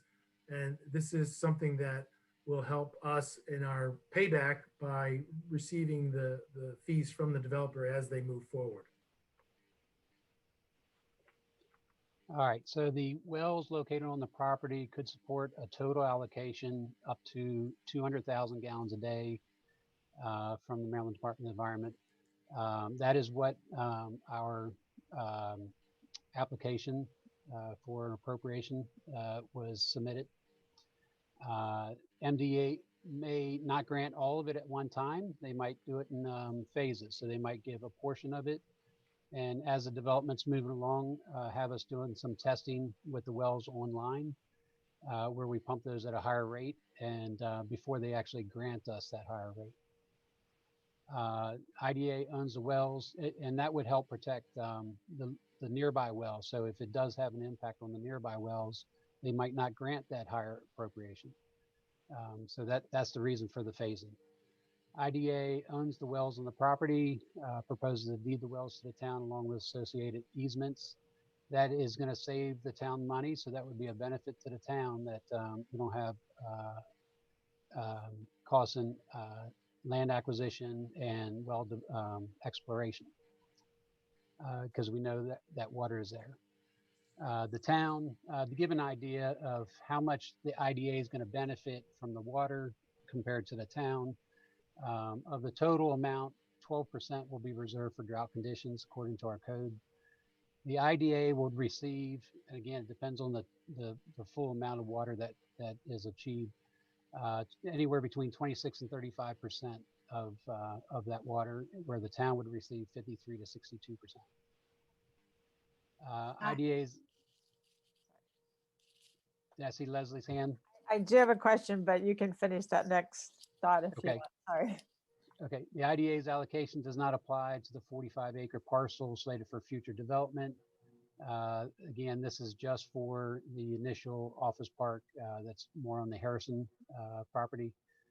And MDE grants a lower allocation. If they do, then the gallons per day amounts will be adjusted. If it's below the 152,000 magical number that we came up with, then the parties have an opportunity to either negotiate or just walk away from the. All right, that's what my question is about.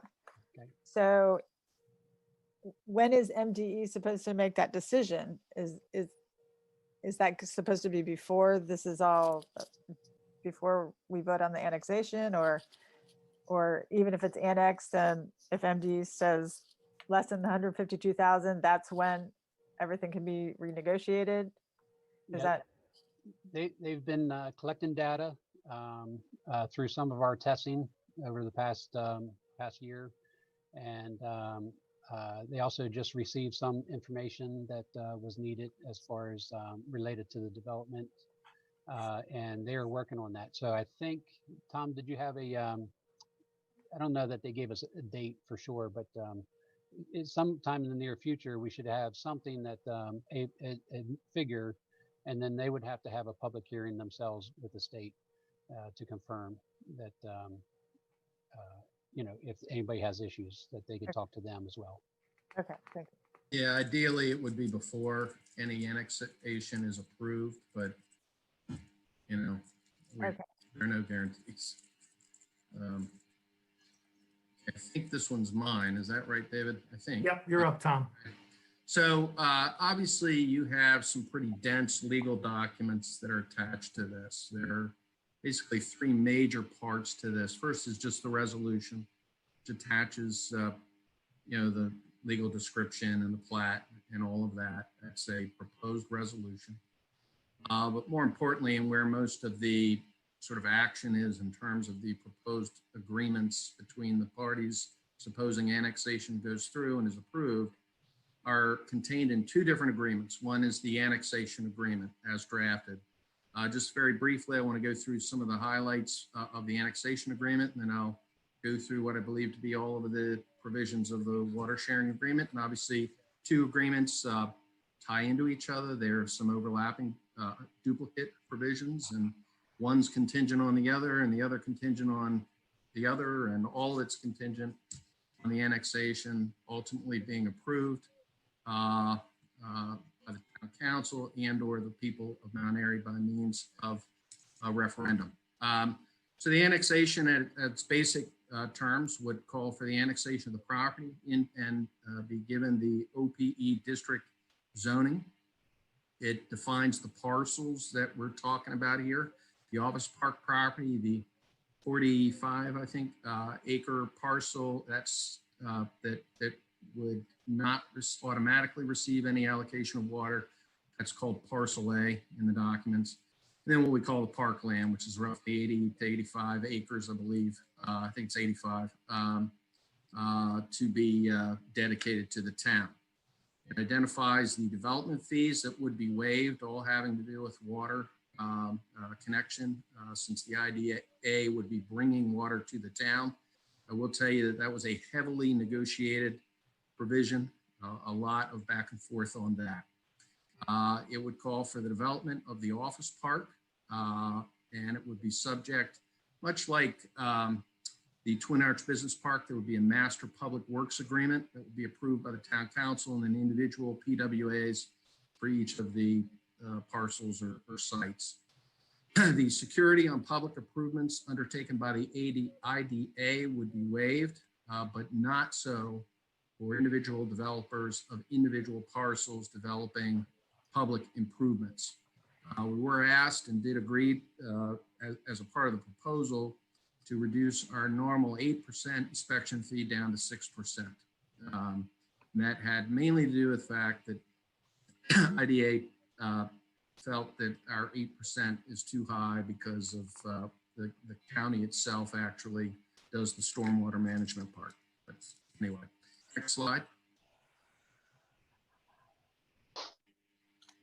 Continue with the annexation agreement. Upon recordation of the subdivision plat, the wells and associated easements, etc., would be conveyed to the town for incorporation into the town's water system. That was a heavily negotiated, the timing of that was heavily negotiated. Allocation from these wells is basically referred to the well construction and water sharing agreement, and I'll talk about that in a little bit. Basically, remember that the allocation here to IDA is for the office park property only. Parcel A will have to get in line and apply for allocation like any other property. The annexation agreement requires development of the office park property before parcel A can receive water and sewer allocation or otherwise be developed. It requires the IDA to develop the office park property first. Okay, so this gets a little technical, but based on the ratios that we've set up, if only 152,000 gallons per day is approved by the MDE, IDA would get 40,000 gallons per day of that, and then the town would get the rest, okay? Of course, we've applied for 200,000 gallons per day, and we know that the IDA could approve that, or they could approve something in between. The point I want to make on this part of the slide addresses a concern that a citizen had raised at the last meeting. And this section here talked about restrictions on the use of the water on the part of the town for different types of development. Okay, and I will tell you this was very heavily negotiated as well. Initially, the county particularly did not want their water to be used for a lot of residential development that would produce children and schools, school need, and have them to basically spend a lot of money with the water they've given us. The key to remember about this is this only kicks in, this restriction only applies, first of all, for 10 years, and only if the IDA's allocation, if less than 152,000 gallons per day total is approved, meaning that under our ratios, the IDA's share would dip below 40,000 gallons per day. Then and only for 10 years, would these restrictions on the town's use of water apply. 60% commercial, business, industrial, 20% mixed use, 20% residential. Oh, Go ahead, Leslie. okay, so that goes to my next question, because on page 15, it said that the IDA's ratio would be 26 to 35%. So how does that fit in with this 40? Oh, that's percent. Oh, sorry. Okay. Yeah, these percentages are the 60% of the water that the town gets under these circumstances must be up to 60% can be used commercially. Yeah, never mind. I misread. I was saying 40,000. I was Right.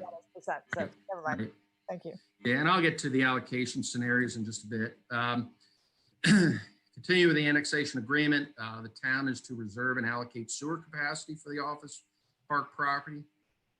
We're also to reserve sewer capacity for parcel A for 10 years after the subdivision plat is recorded.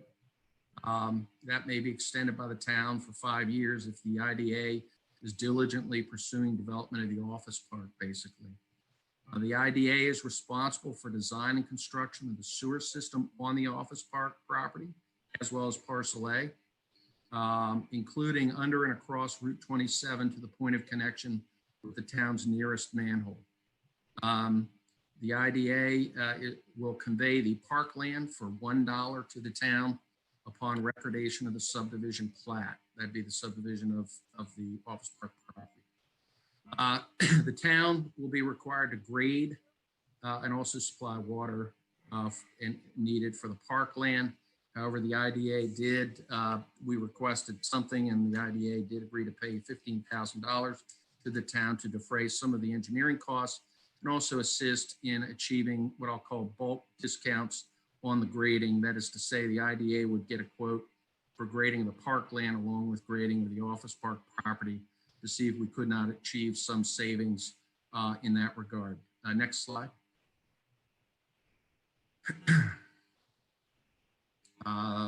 The annexation agreement, still, the IDA would have to construct the streets, the park and stormwater management in accordance with town standards.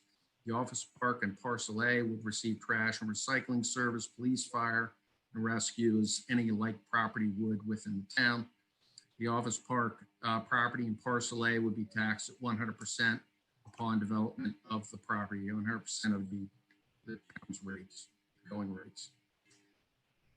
Okay, that's the annexation agreement. Now comes the well construction and water sharing agreement. Again, many of the same provisions. All the agreements are tied to each other. Once again, it requires that the IDA would convey the wells and the access easements at recordation of the subdivision plat. The town would develop the wells, the service roads, and the lines from the wells to our water treatment plant. That's what we're calling the raw water system that you'll see referred to. The town would be responsible for upgrades to our water treatment plant that Barney talked about before. The IDA would be responsible for bringing the treated water basically back to its property, including under 27 and to its connections to the office park property and ultimately parcel A if they get an allocation, if and when. That's what we call a potable water system throughout the documents that you'll see. All of these, of course, if in public rights ways would, as normal, ultimately be dedicated to the town. The town would be responsible for bringing potable water to the parkland, of course. And the IDA would establish a 100-foot buffer around the wells and 20-foot wide buffers for transmission, the transmission lines. Next slide. The well construction water sharing agreement. Again, the water loop we discussed before. The estimated cost is just under $1 million. Be installed within 6 months after issuance of the first tenant use and occupancy permit for the office park property. Again, the water loop is to balance hydraulics in the system. There'd be 2 tie-in points east and west end of Route 27. The IDA and the town would share the cost of that water loop equally. The IDA would have to continue to maintain that portion of the potable water system that would not be dedicated to the town, and the town would have to maintain the rest going forward. Next slide. Okay, here we get into the allocation scenarios. So if the MDE allocates 200,000 gallons per day under the water sharing agreement, the IDA would get 75,000 gallons per day for the office park property, and the town would get 125,000 gallons per day. If the MDE allocates 152,000 gallons per day, the IDA gets 40 gallons per day, the town gets 112. And if the MDE allocates something in between, and the IDA gets an allocation above 152,000 gallons per day, up to an additional 35,000 gallons per day, for a total maximum of 75,000 gallons per day. Let me spend just a quick moment on that bullet point so everybody understands. Whatever the MDE grants above a total of 152, the first 35,000 above that goes to the IDA to add to their 40. They basically they estimate 75,000 gallons per day, or would want 75,000 gallons per day in order to optimally develop the office park property. So that's where that number comes in. And then of course, if the MDE allocates less than 152,000 gallons per day, as stated before, the parties can walk away or negotiate some further terms, and either party can terminate. If neither party terminates and don't negotiate or aren't able to negotiate different terms, then there's sort of a default setting here in the agreements where the ratio would be 73.7 to the town and 26.3% for the IDA. That's if neither party terminates and we don't negotiate a different term. The next slide. Well construction agreement, water sharing agreement. It basically recites, and I've already covered, the restrictions on the town's use of water if the IDA does not get at least 40,000 gallons per day. The restrictions are revisited between the parties if the allocation is not at least 152,000 gallons per day. The town must keep track of the water and reserve what is owed to the IDA, obviously. I will say that in our water allocation ordinance, we already do that right off the top. For 10 years from transfer of the wells to the town, the water allocation permitted to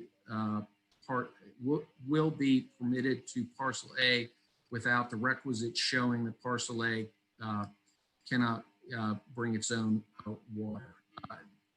What that means is one of the things the developer has to show in order to gain a water allocation from the town is that they are unable to supply water themselves from a source on the property.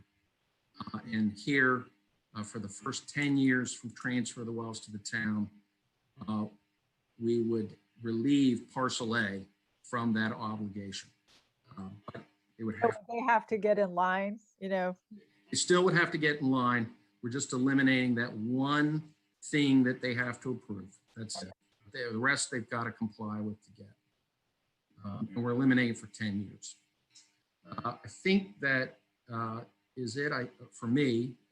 That's basically what all the terms in the agreements say, all the legalese and stuff like that. I'm going to turn it back over, I think, to Barney for concerns, to address some of the concerns of the town and community. Sure. So one of the concerns that I heard, and some of these were just brought up in the last planning commission meeting, there's no buffers in the annexation agreement. The wetland buffers must meet state requirements, so there will be buffers around the wetland areas. And buffers to residential property must meet our town code 11250.2C, which is a 50-foot minimum between residential and industrial. The location of the office park and parkland should be rearranged. That's mentioned, I think, by a couple of different areas of the surrounding properties. And obviously this will be addressed during the development plan stage. Again, we don't even have plans to even comment on that or try to negotiate that right now. What if existing residential wells go dry? The state requires a 3-day testing, 72 hours that we test these wells. We the town decided to take that tenfold. We tested it for 30 days just to try to see if we can take down the aquifer as much as possible with this amount of testing. And essentially, you know, we didn't find any of our monitoring wells to really drop or have any significant impact. So we feel comfortable, but nothing's a sure thing. So there's things that the state will factor in when they do give the appropriations. And again, that might be part of that phase-in appropriations.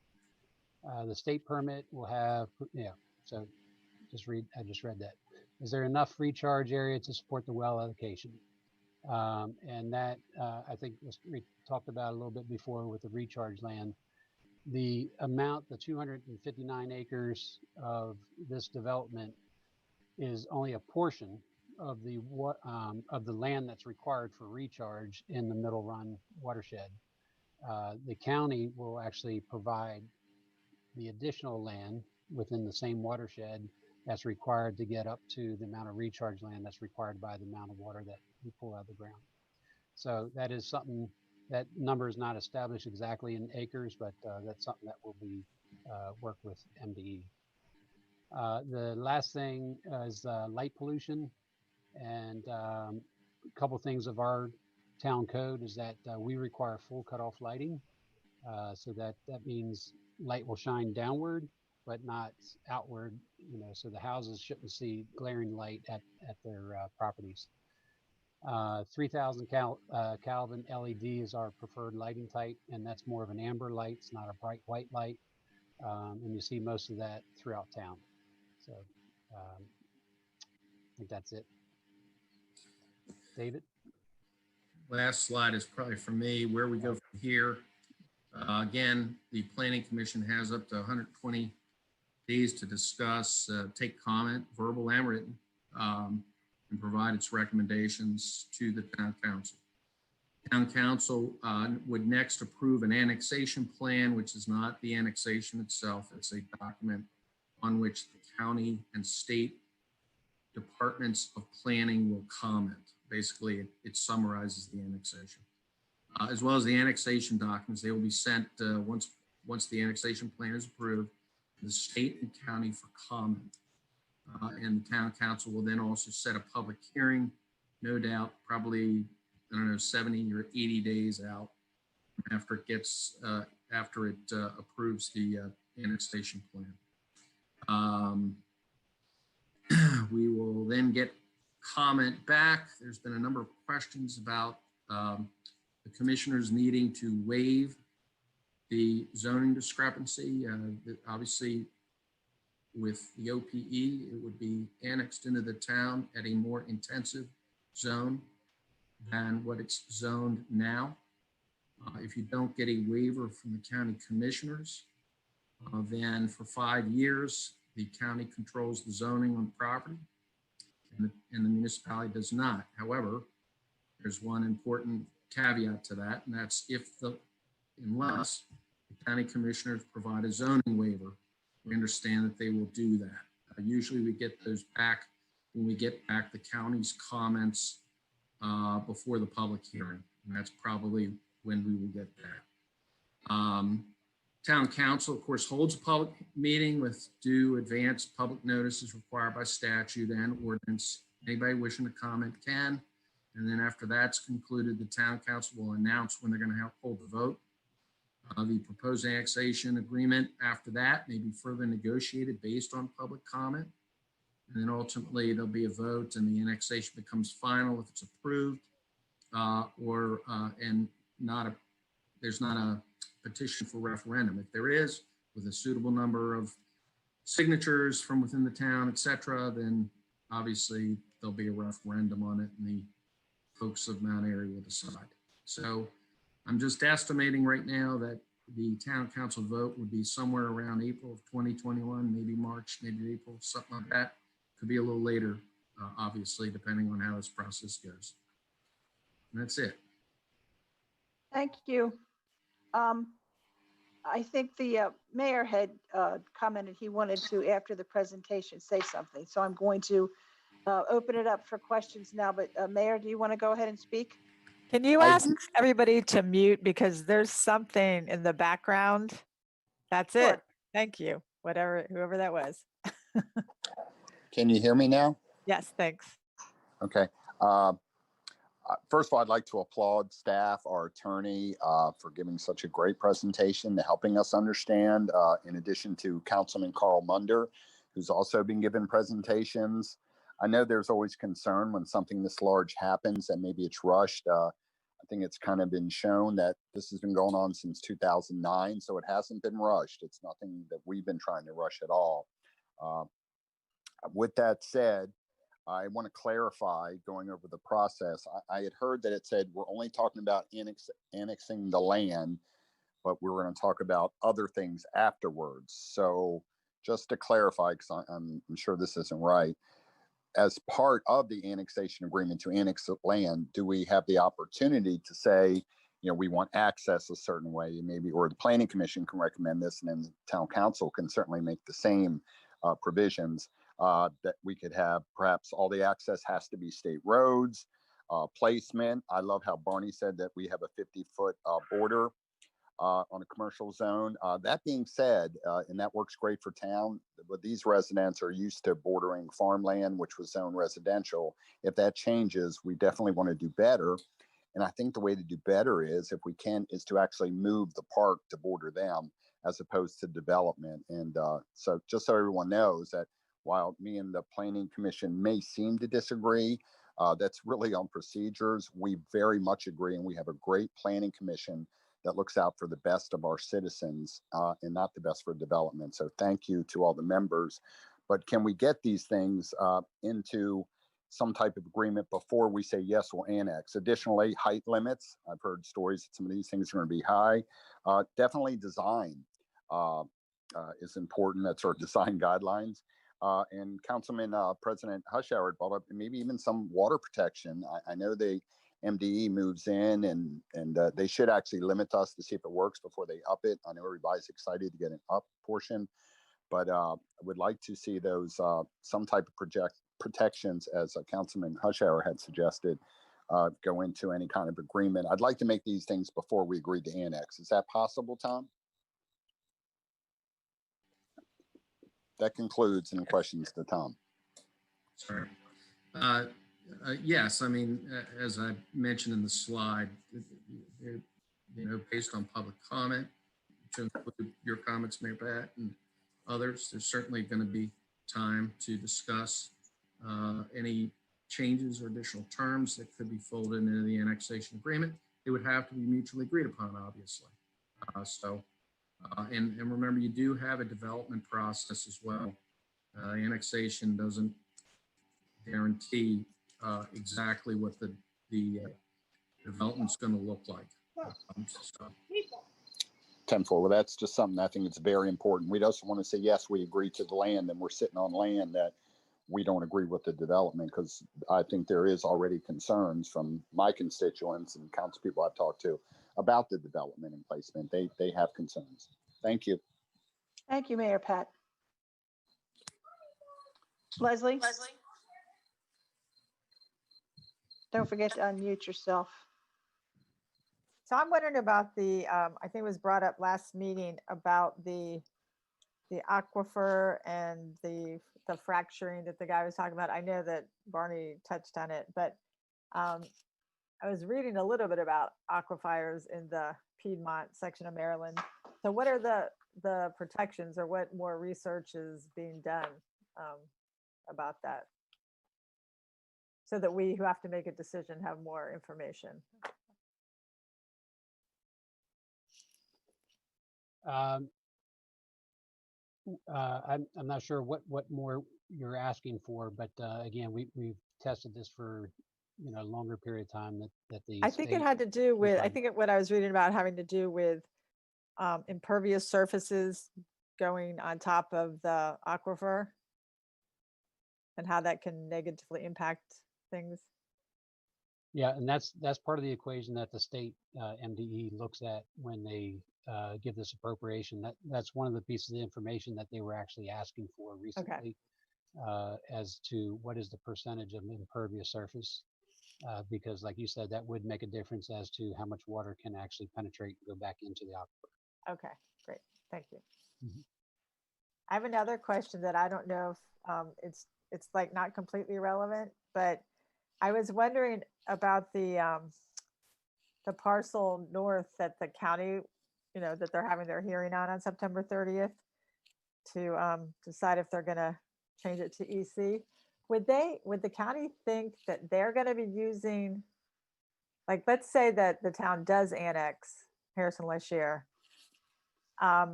Does the county think that parcel would be using the town water as well? And if not, what water would they be using? This is Hannah from the county again. At this moment, we have no development plans or any idea what the Holver property, that's parcel 20, is planning on doing. All that we know is they want to rezone. So it's not much clarification, but we have no idea. Okay, all right, thank you. Any other questions from the commission members before we open this to the public? Questions or comments? Okay, Gina, do we have anyone with their hand raised? Yes, I do. Okay, Mayor Pat? Yeah, just real quickly, the question about water and getting water from that source. I do believe, speaking to the Carroll County planner, I read somewhere where, and John Breeding, you can chime in, that it said that they had to supply their own water and sewer, which to me doesn't mean anything other than they won't tap off of the town. I think it's silly to, and I think everybody agrees, to change two large parcels like that. That's way too much impact, and I think it could change our mind on Leisure Harrison. Mhm. But I do believe I read in the contract that they have to supply their own water and sewer. All right, thank you. We do have a couple people with their hand raised, Isaac okay, and Stephen Trice. I have unmuted Isaac. Oh, thank you. please state your name and where you live, please, Isaac. I'm Isaac Minash. I live in Westminster, but I'm the counsel to the Industrial Development Authority. And I wanted the commission to know that I was here and that Frank Durspa, who is the secretary to the Industrial Development Authority, is here as well to answer any questions that you might have. And to thank Tom for an excellent presentation that he did a great job with, as well as Barney and David, whom I've not met before, but had the pleasure now. So there's been extensive negotiations and over a lengthy period of time, and everybody worked really hard to get to this stage. And so I just wanted to let the commission know that, and that we're here to answer any concerns you may have or questions. Okay, thank you, Isaac. Steve Trice, are you unmuted? Okay, Yes, ma'am. Can you hear me? yes, your my- address, please. Yep. So my name is Steve Trice. I live at 4066 Boiler Road. I had some questions and some statements here. So, first and foremost, thank you to the Planning and Zoning Commission for the opportunity to speak. Additionally, we'd like to thank Mayor Pat, Town Council President Hushauer, and County Commissioner Boucher for meeting with the residents of Boiler Road in person a couple of weeks ago to hear our concerns. Sorry about the rain, but we survived. So thank you. So in discussions with my neighbors, the residents of Boiler Road remain opposed to the annexation of the Harrison Leisure property into the town of Mount Airy. We've considered the town's position that the IDA may develop the land without the town's input, and we respectfully disagree that such development will happen. The town does not owe the county this annexation. The cost to the county and the IDA will be too great to develop the land without the annexation, and that's the only reason they're interested in allowing the town to annex the property by giving them parkland and water. Additionally, we believe that any rezoning by the county will take significantly longer than if the property is rezoned as part of the annexation into the town. No matter which way that property may be developed, our way of life, our property values, and potentially our shallow wells will be changed forever for the worse. And we do not want to be the next Gaithersburg today, tomorrow, or 20 to 30 years from now when this might be done. Even though the town wants more parkland and water, the price to be paid both in actual dollars, which was quoted tonight roughly as $2 million, and in other ways previously discussed, especially once Center Street gets connected and developed, are not worth the cost. So since we are talking about this evening about having ample public input, we ask that the town please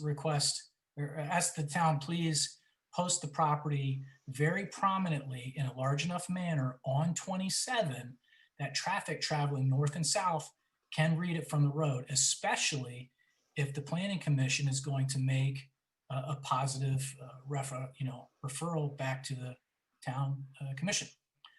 And so I had 2 points based on the presentation this evening. And one, Mr. Quinn said that the change of development in parkland couldn't happen until we go to the development phase. I'm sorry, maybe that was, maybe not Mr. Quinn, maybe that was Mr. McCarron, I'm sorry.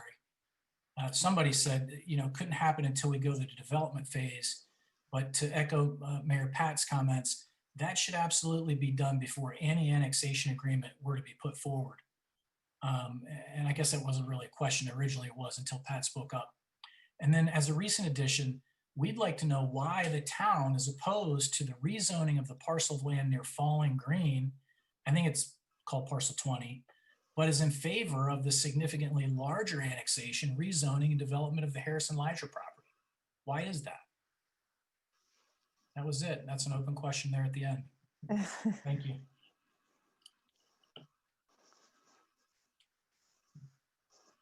Thank you, Steve. We have a few more hands raised. Okay. I'd like to recognize Kate Stoltz. Hi, good evening. Can you hear me? Yes, we can, Kate. Thank you. I'm actually Danielle. I'm using my daughter's computer to Zoom, Oh, so I okay. apologize for the confusion. But my name is Danielle Stoltz, and I live at 3907 Boatler Road. Thank you for allowing me the time to speak this evening. I do truly appreciate the opportunity to share our thoughts, even though we are outside the town limits. In an effort to not repeat the concerns that Steve just spoke to you, I will just say that I agree wholeheartedly with the concerns and questions that he expressed.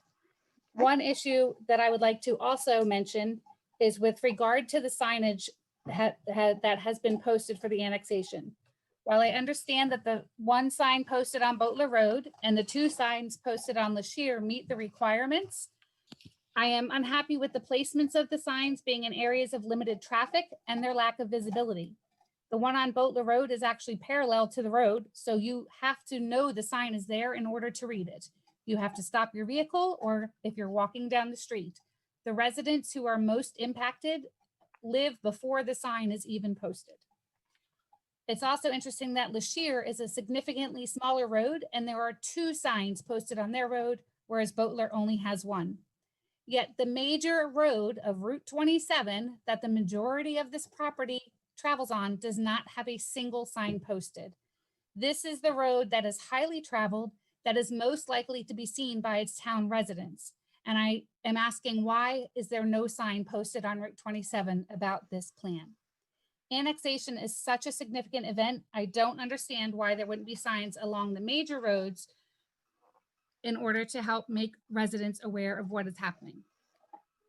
A second issue I would like to raise is the concern about the significant impact that this development will have on our traffic. The light at Route 27 in Watersville already finds drivers sitting through multiple light cycles during morning and evening rush hours. Adding an office park to this area will only exacerbate the issue and add an enormous amount of traffic to our lives. This should have been listed in tonight's presentation, either under a disadvantage of the annexation or as a town concern, yet it was omitted. To me, that makes tonight's presentation incomplete, even though, gentlemen, I think you did a wonderful job, and I greatly appreciate the time you took to put that presentation together. Well done. I have a couple questions, and I have asked these questions before, one at our resident meeting, as Steve referenced earlier, but it still seems to be an unclear answer to me. On slide 16, it is stated in the presentation that the parcels have already been decided as to where they are located. But our question is, can we change the location of the parcels? My understanding from the presentation is that the parcels are already outlined, and if the annexation goes through, then the parcels are there. But on slide 24, it says that these can be negotiated during the developmental process. Those are two very different answers to the same question, and I would like clarification for which one of them is actually true. I'm concerned about the development of the land also because there is wetlands on the property, and the parcel delineated for parkland, does that include where the wetlands are, or does the campus, the employment campus, the office park, I'm sorry, include those wetlands? The wetlands are not marked on the delineation of the subdivides in any way. Finally, for the area marked future use or parcel A, what does this actually mean? Are there ways that this can or cannot be used in the future? Could it be residential? Could it be office park? Could it be commercial? And who is going to make the determining decisions about when and if that land is developed as well? Again, I'd like to thank you for the time to speak this evening, and I appreciate your willingness to serve the town of Mount Airy. We love living in this area, and we want to keep our small town feel and keep it green. Thank you. Thank you. Roxanne, if I can clarify one thing. Sure, Bonnie. So the one item that Danielle just spoke of as far as, those things, the allocation of the land where it's located. I'm the one who wrote, just normally we do that at development plan stage, but I think Pat, Steve, and Tom all mentioned that we could possibly negotiate that. So that discrepancy certainly could be maybe addressed before that agreements are signed. Thank you, So Mr. Quinn. I apologize for the discrepancy. Yes, if we wanted to do that, Kate, we could send back suggestions from the annexation, the resolution, back to the town council as part of our recommendation. It doesn't necessarily have to come in the middle of the development. As far as the signs are concerned, I understand your concern, and yeah, we were just going by what we normally do as far as signs are concerned, and we know that when the public hearing for the town council comes about, we are definitely going to suggest that there be more signs and larger signs. So we are working on that. And then the other thing was the parcel A. I'm going to let, I remember it was in the presentation, but Tom, can you speak to that as to what parcel A can be? I'm sorry. The question is, what She would asked if the be parcel, zoned as? yeah, who Mhm. controls that? Can it come in at a different zone? Well, the proposal right now is that it would come in as OPE zone, just like the office park zone. The reason it's treated separately is twofold. One, it's a separate parcel currently, I believe. And number two, because of the water, the allocation, well, I'll just call the front end allocation under the agreements would be for the office park property only and not for parcel A. So parcel A is going to be treated differently in terms of water and sewer. It is a different parcel, but in terms of its zoning, at least the proposal right now is that it would come in as OPE, just like the office park parcel, as we've called it. Thank you. Gina, anybody else have their hand raised? Yes, we have 3 hands raised right now. Again, a reminder, if you would like to be recognized, press *9 or move your cursor and click on the raise my hand button, and you will be recognized when it's your turn. Right now, Mayor Pat is up again. Yes, thank you. Just a couple of responses. One of the questions was asked about why are we considering this parcel as opposed to the one we're opposed to? The pros and cons is laid out, I think, are very clear on that. So that question should be answered for you, I hope. We said why we're considering it and what are the pros and cons in doing so. I agree with Danielle, replace signs. Roxanne, you don't need to ask, it's going to be done.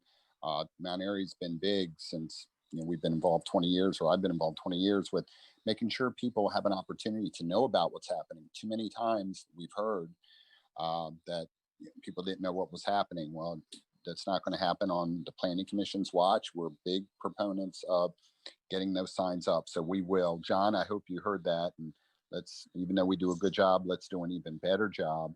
The parcel of 40 acres, I think that should be discussed in the negotiations. There's other things that it can be beyond residential and or commercial, adding to the already commercial. Could be a school location. There could be all kind of other opportunities, but we ought to clarify what that 40 acres will become prior. And I think Barney already cleared up what Danielle had mentioned. Yeah, we don't, we want to make sure that there's no fixed agreement where the placement of that commercial is. I mean, that's one of the advantages, I think, of dealing with the town of Mount Airy, is that we are going to look out for citizens. And I think I've heard several times the parkland ought to border them if this is a yes. If it's a no, we don't have to consider it. Thank you.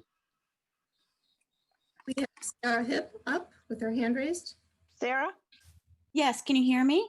Sure can. My name is Sarah Hip, and I live at 3801 Boatler Road. I do not live in the parcel where you can see it from their backyard, but I am in an area, as a lot of people in Mount Airy are, that are going to see the effects of the traffic and the things that Danielle had mentioned and also Steve had mentioned. So I don't want to reiterate all of that because I agree with what statements they made against the annexation if the business park is going to be a part of that annexation and we cannot get moved from the Boatler Road area. I do have a question though that came up when you all were talking about the wells. I was looking at some of our county maps, and this whole area here, we are under a wellhead protection zone. And I just wanted to see if that was considered.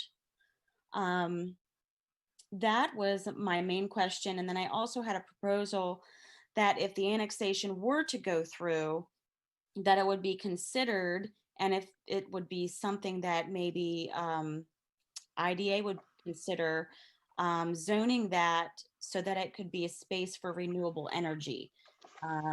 This is definitely different than 11 years ago when office space was probably needed, whereas now office space is being left vacant all over the place in Mount Airy and other areas. So didn't know if this was an option or not, but doing solar panels, or especially here in Mount Airy with the way the winds are, having windmills put in that area instead of an office park. So let's keep Mount Airy green, and thank you for your time. Barney, do you want to answer the wellhead protection zone question? Sure. I mean, those wellhead protection areas are designed around the well. So if you have wells there, I mean, that's what you're defining as what area of influence might impact those wells. That's more to protect so you don't put anything that's environmentally unfriendly in those areas, like a gas station or other things that might impact as far as, contaminating those wells. So having other wells within your wellhead protection area is not an impact unless you're drawing everybody else's wells down. So next, Gina. Diane. Hi, it's Diane Perney. I live at 4044 Butler Road in Mount Airy. I've lived in Mount Airy for quite a long time. I have a couple questions, and before I'm not trying to make enemies of anyone, thank you all for your service. I just have a couple questions. So the wells will get a 100-foot buffer around them, but our homes will only get a 50-foot buffer from your OPE designation. that's how it's in our code for the OPE, yes. So 50 feet behind my land, I'm going to have a parking lot with trash bins and things, but your wells get 100 feet? Yeah, again, the 100 feet is a state requirement. The 50 feet is what's in our town code. But again, what we've discussed is as far as location of the parks versus the office park, maybe there's some things that could be worked out based on these comments. Okay, well, that would be nice. Now, Twin Arch, I see in the agenda today, is planning to have a 3,200 or what is it, 32,000 square foot office building built in Mount Airy. Is that correct? John, I don't know if John remembers the size of it, but help us with that, please? We don't, is that a future thing? It's on your agenda. And if we're putting that kind of office in, how many offices do we need in Mount Airy, especially when offices are closing? I'm not sure exactly what she's speaking I don't of. see it on it. I It's don't. not on our agenda. It's not on our It's on the agenda. website or what's in front of me. It must have been on the website agenda because I found this. It's let's see, You Twin sure it's Arch not the- Business Park. Is I'm it lot sorry. 16A, maybe? Yep. Okay. John, do you remember lot 16A, what size building that might be? I don't know off the top of my head. I mean, I know it's a T-shaped building with multiple, I thought it was somewhere around maybe 20,000, if that. It was 3 sections, 2 sections for 3,000 square feet with a longer section in the middle, which was maybe 12,000. Just off the top of my head. It's close to 32,000 square feet, if not more, from what I've seen online. Okay, we're not But talking again, about that today. here we go. We have a large office building coming in. You know, how long did it take us to get something into where Super Fresh was? I mean, office buildings are not big business anymore. Well, the person who's coming in with that development is behind the development. So it's not like we're developing it, waiting for somebody to occupy it. This is a individual who's coming in and developing a parcel, moving their business to Mount Airy to create jobs, a tax base. So, I mean, so we're Right. mixing apples and oranges, I think. And okay. The lights are supposed to be going downward. Is that correct? They're downward facing lights? That's Yes. correct. Same That- full that's what it means by a If the full cutoff. businesses are above us in altitude and the lights are facing down, won't that be coming into our back windows? Yeah, keep in mind, you're going to be at minimum 50 feet from the back of your property to, anywhere there might be any lighting. And those fixtures can only be 20 some feet tall. So again, you're not going to have it glaring at you. It's going to be more facing down. So it has basically an angle that it comes down at, maybe roughly a 45-degree angle. So it's not going to. And during the site plan process, there's no light allowed to leave their property line and go into your property line. It's part of the photometric plan. It's part of the site plan process, which of course we don't have anything for this parcel currently. So that'll be all down the road during the development of that parcel. There won't be any light dispersion that should come onto your property with that design.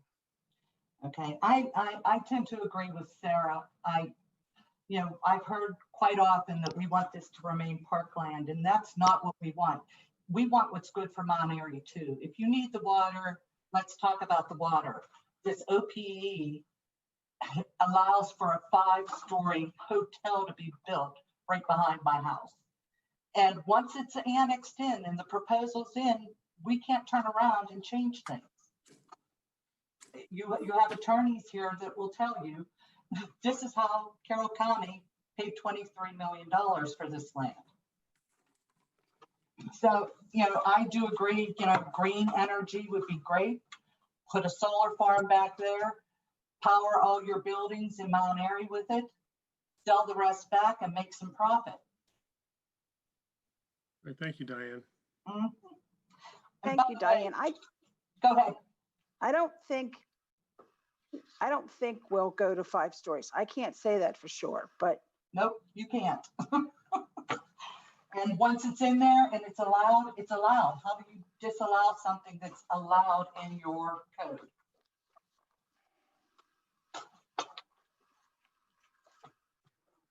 I'd like to know what Carroll County's is less restrictive than ours.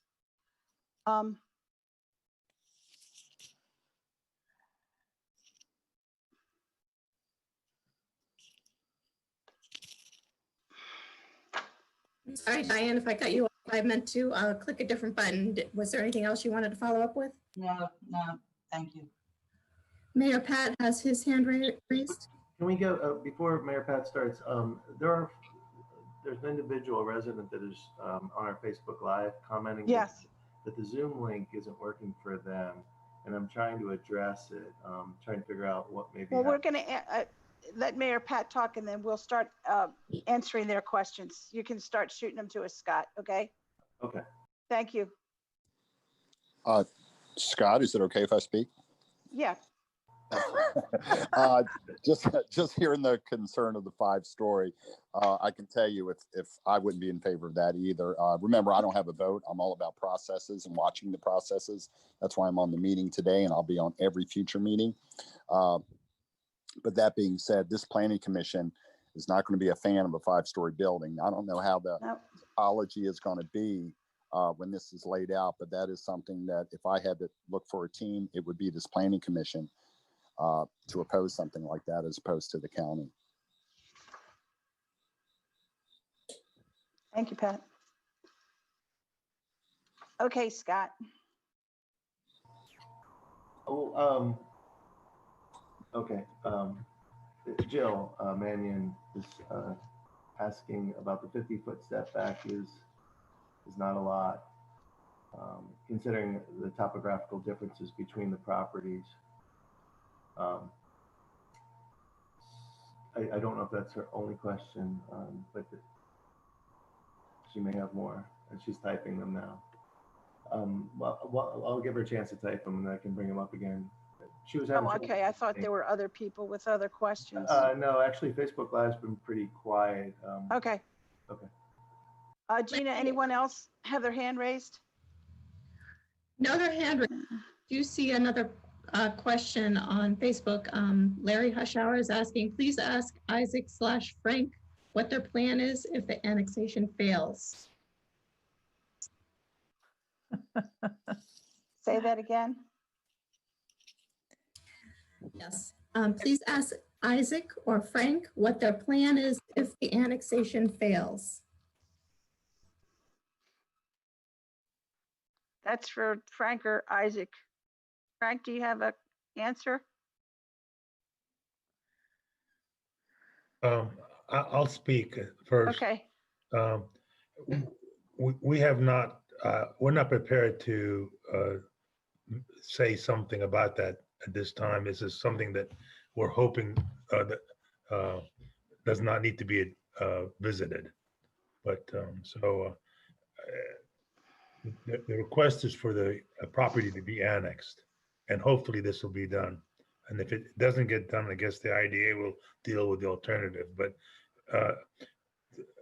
you know, we haven't devoted a plan, developed a plan, but we've discussed some things, and they're not in a position of being.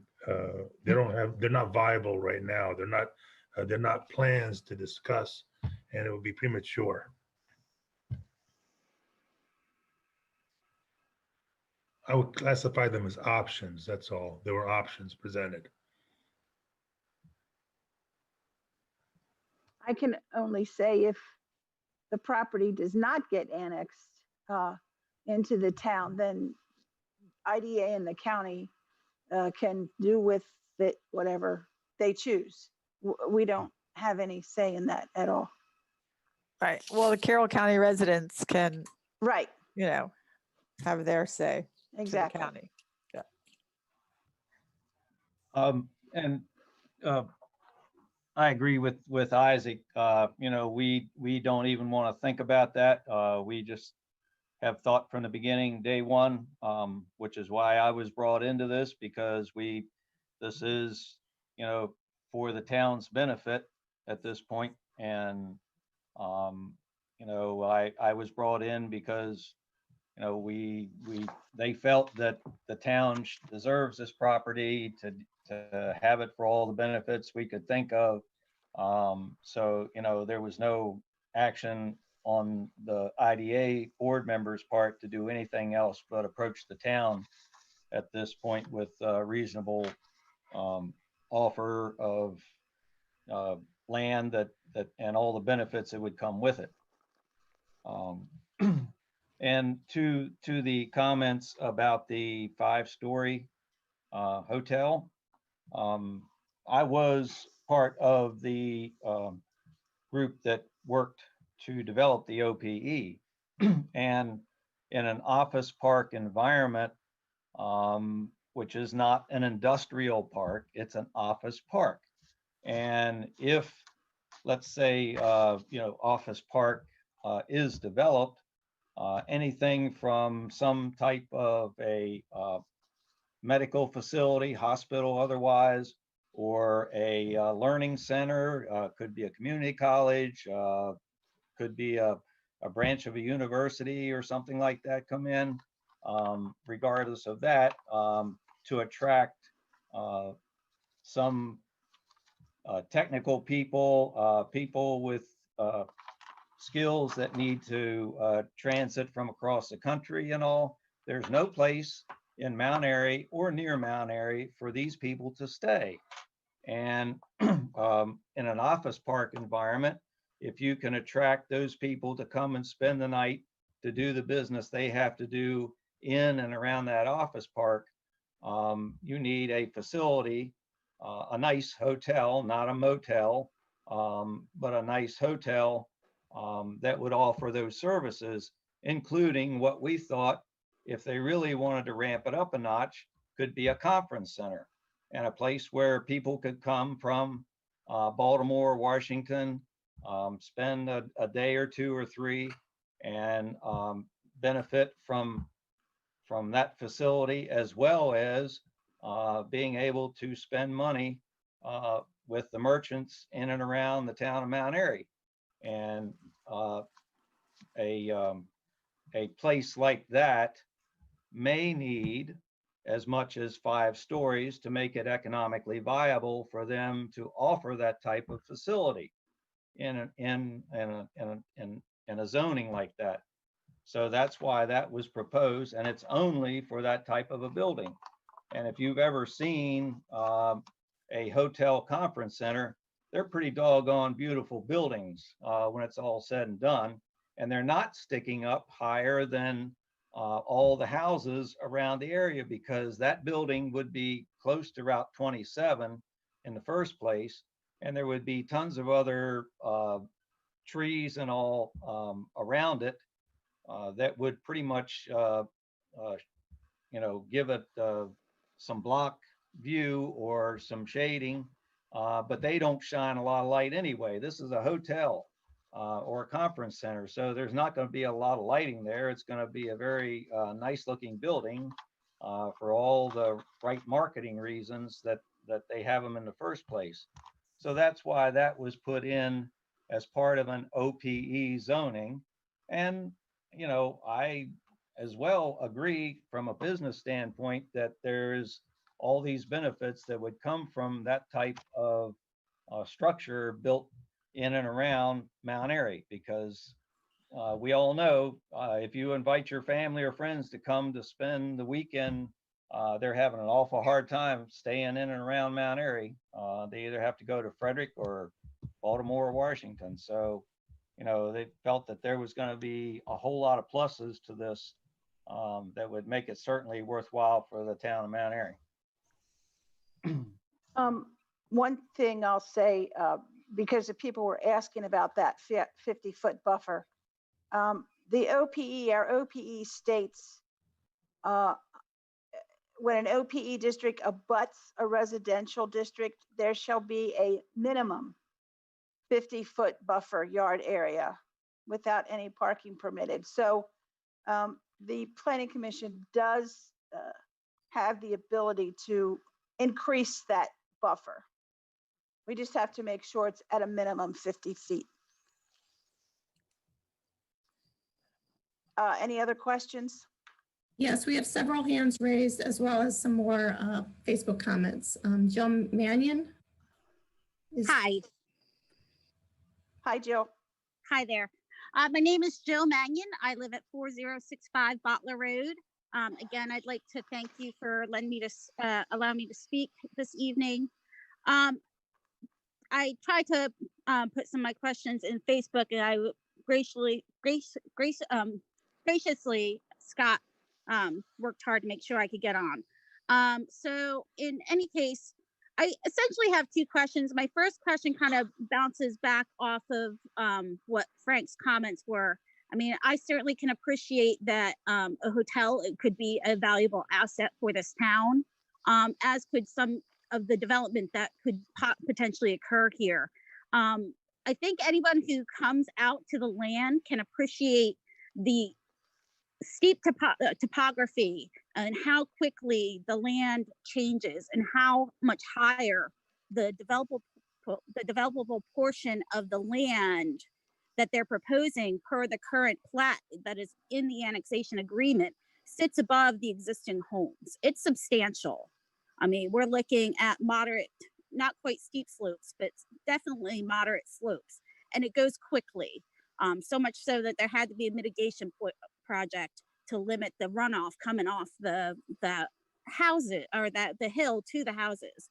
So the 50-foot setback, while I can appreciate is for such a vast change of use, is a very minimum. And I appreciate that that is a minimum setback, but it would be helpful if the plat on the annexation agreement really gave a better buffer area that was substantial enough that would mitigate some of the concerns that the residents have with having how close that the commercial property could come to the homes. And it would really also give the IDA a better opportunity to know of what portions of the land could they reasonably use when they come for their development review, because they're going to want to come in and say, we're proposing this particular layout. This is what we think is needed, that is feasible to get our money's worth out of this development. And if the town starts saying, well, we want 100-foot setback, there could be a lot of pushback. So it'd be just better for the town, better for IDA, and better for the residents if we could really clarify what that setback is now, and really maybe relook at where the different land banks are going for the different use types. So thank you for that, for allowing my input on that. And then the second question is more directed to the county folks that are there. As of right now, the county is going through rezoning. They've already had the closing of their comprehensive rezoning. So I guess I would like to know what the timing, since this is still residential and conservation zone land, if this annexation would not occur, what would really be the timing for the county to rezone this land to actually feasibly develop the land? And even if they wanted to do it, for them to go into their own office park, would they have to apply for a waiver through the county themselves? Thank you for taking my question. This is Hannah at the county again. I can attempt to address her question. As she said that there's two main ways that a property can get rezoned through the county, and that's through comprehensive rezoning, as you stated, and then there's the piecemeal rezoning process. I'm not sure 100% the complete process with the piecemeal rezoning, but I do know it's quite intensive. They have to be able to prove that there was a mistake in the zoning, which would require a zoning map amendment. And then they would also need to prove that the surrounding neighborhood has changed drastically to be able to change their zoning. I hope that addresses your question.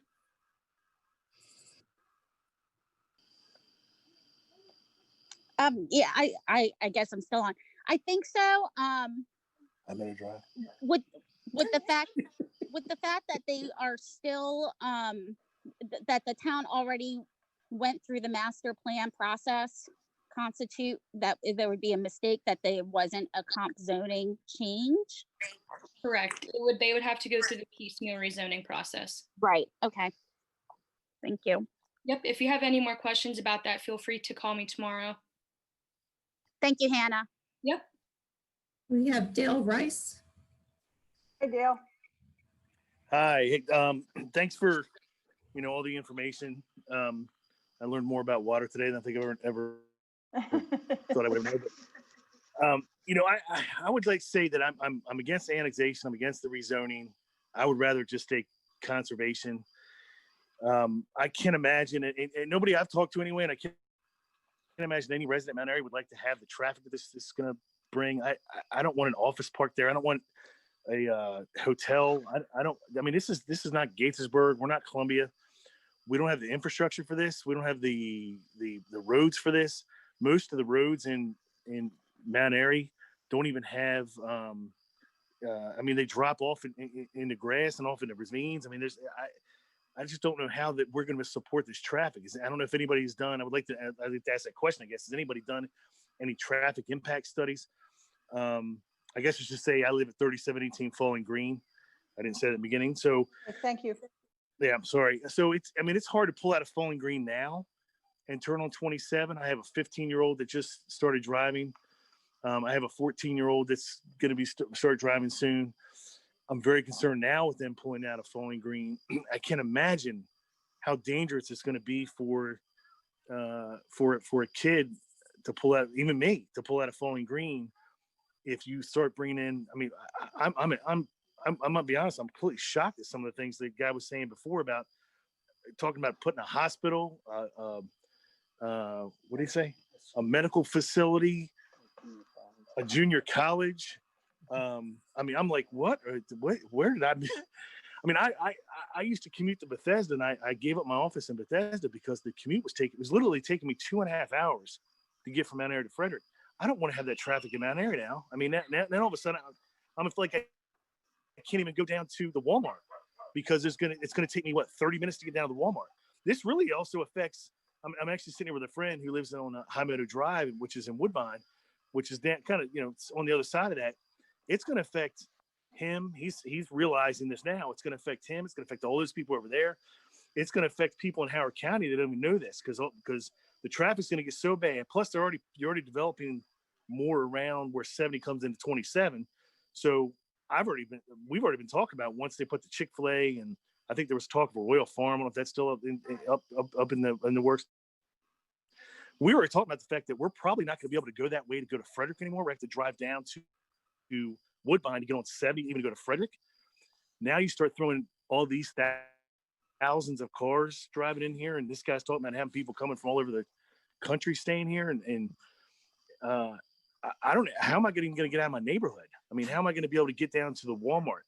Well, I'm stuttering because I'm just shocked right now at some of the things I'm hearing about what's the talk of being developed, and these poor people on Boatler Road.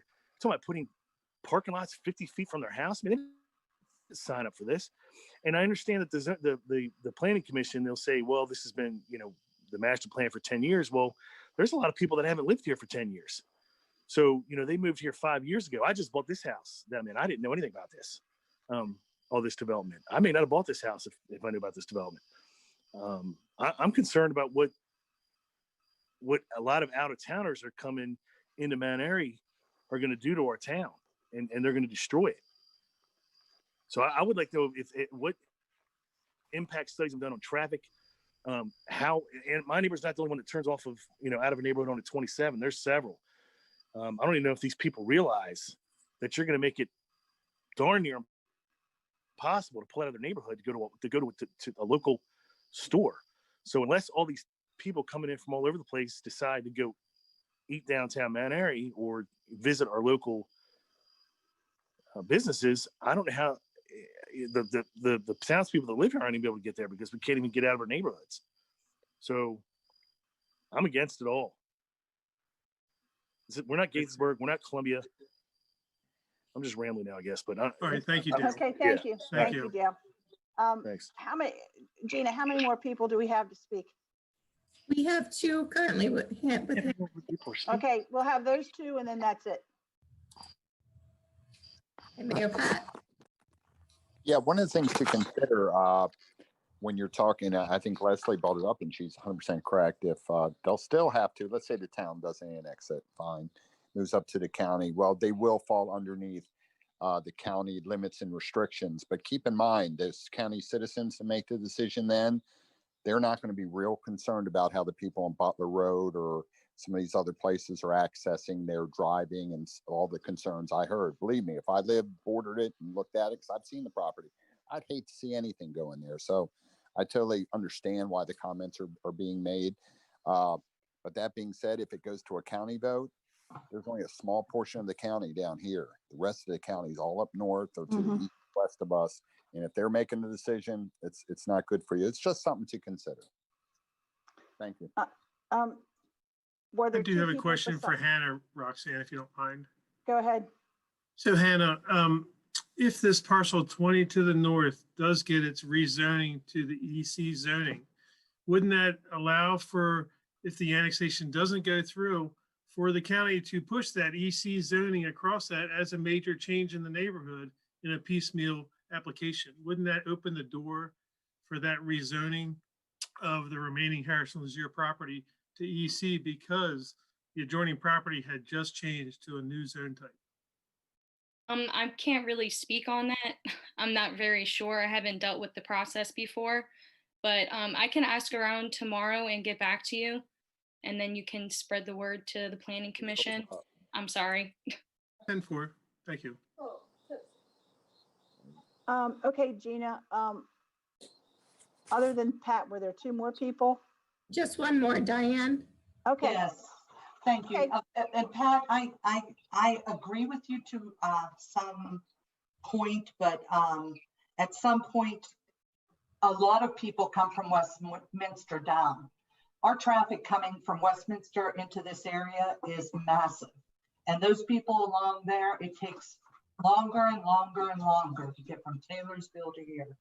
So I think you would be surprised how many people this will affect. Frank, I want to thank you for helping to develop the OPE zoning prior to requesting the annexation. And I'm glad you already know where you're going to put this hotel or conference center. I would like to know who you think is going to stay there. My friends and families come and stay with me. I don't know about yours. And can I find out how many days we have with the Planning Commission on this annexation? Yes. Right now, today, we are at day 60. So we have 60 more days. And we can ask for an extension. And what happens when you ask for an extension? The council has to agree to give us the extension. If not, then Tom, correct me if I'm wrong, if we don't give a decision to them by the end of the 120 days and they deny our extension, this then is considered approved or a positive recommendation for annexation? No, it's I believe the ordinance says that it's no recommendation at all, one way or the other. I couldn't remember if it was positive or no recommendation. Right, but if town council passes the ordinance from earlier, then we're on 30 days. Right. Correct. So we'll find that out at their next meeting, I guess. Right. Well, they have to have a public meeting, Yeah. a public hearing. Okay. Chapter 98 and 112 changes. So we'll know in like 60, we'll know in 90 days. We sort of just want to know how many days we have to fight. We'll know after 120. You got a minimum of 60 is the answer. Yeah, Okay. minimum of 60. So we'll probably need that extension. Thank you. Okay. That's all. Okay, I'm sorry, Diane. Okay. One last chance for anybody that's going to say anything different that we haven't heard this evening. Roxanne, there's a question in the chat that came through me. I think it's because I shared my link on Zoom. Okay. So it said, I would like to ask the planning and zoning committee members if they consider this employment campus as a small development as it is referred to in the town survey. Say that again, because I can't remember what the town survey looked like. So and I haven't seen the results. So can you say that again? If you open up the chat, you'll see the question. It Oh, says, okay. Yeah, you could read it if you wanted for clarity. If we consider this employment campus as a small development as it is being referred to in the town survey.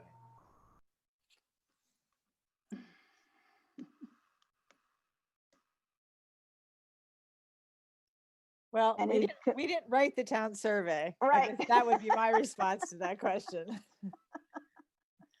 We did not.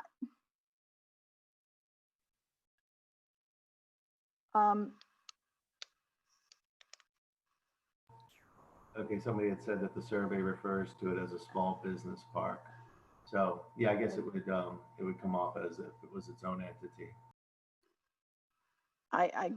I guess I considered it a development. It's a large tract of land. It's probably the largest tract of land we've annexed in a long time. So Which we haven't done that's the yet. way I'm looking at it.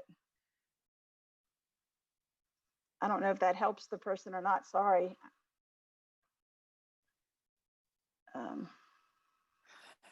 Roxanne, how do you want to move forward with the actual ordinance? You want to? Well, I want to ask, we really, as far as, and I appreciate all the people and their comments. They really do help us. So we've had 2 nights now of comments, of different comments to people.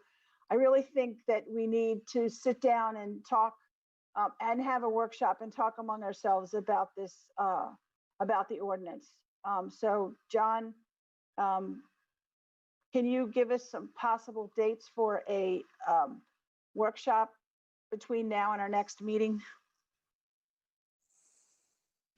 Yeah, I mean, I think we could send some out to everybody to do a doodle poll possibly. Either the first week, full week in October, or possibly the second week in October. So that'd be October the 5th, which is town council. So it could be the 6th, 7th, 8th, or 9th. I'd have to look at the other commissions to see. I guess we're still going to be doing it via webinar. I think it's working well overall, I think it's allowing for the citizens to have an opportunity to speak. Although if it's a workshop, they can just listen in and not speak. Correct.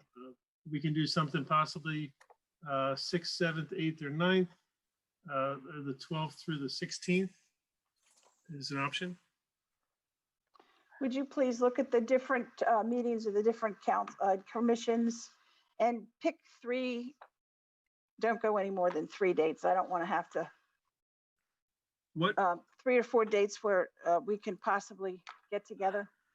Okay, so an evening meeting, 7 o'clock, possibly on a Tuesday or Thursday. I don't know how everybody feels about that. Yeah, and I'd only like to do like 7 to 9. Could we do 6 to 8? I'm agreeable with that. Is everybody else okay with that? I just worry about Lindy. Can you do that? Lindy, can you do that? Yes, as long as I know ahead of time and there's nothing that bad at the zoo, I can make it happen.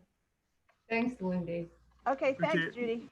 We'll look. Sure. We'll look tomorrow morning, 6 to 8, possibly on a Tuesday or Thursday. See what other meetings are already established the time, and then we'll move forward with that.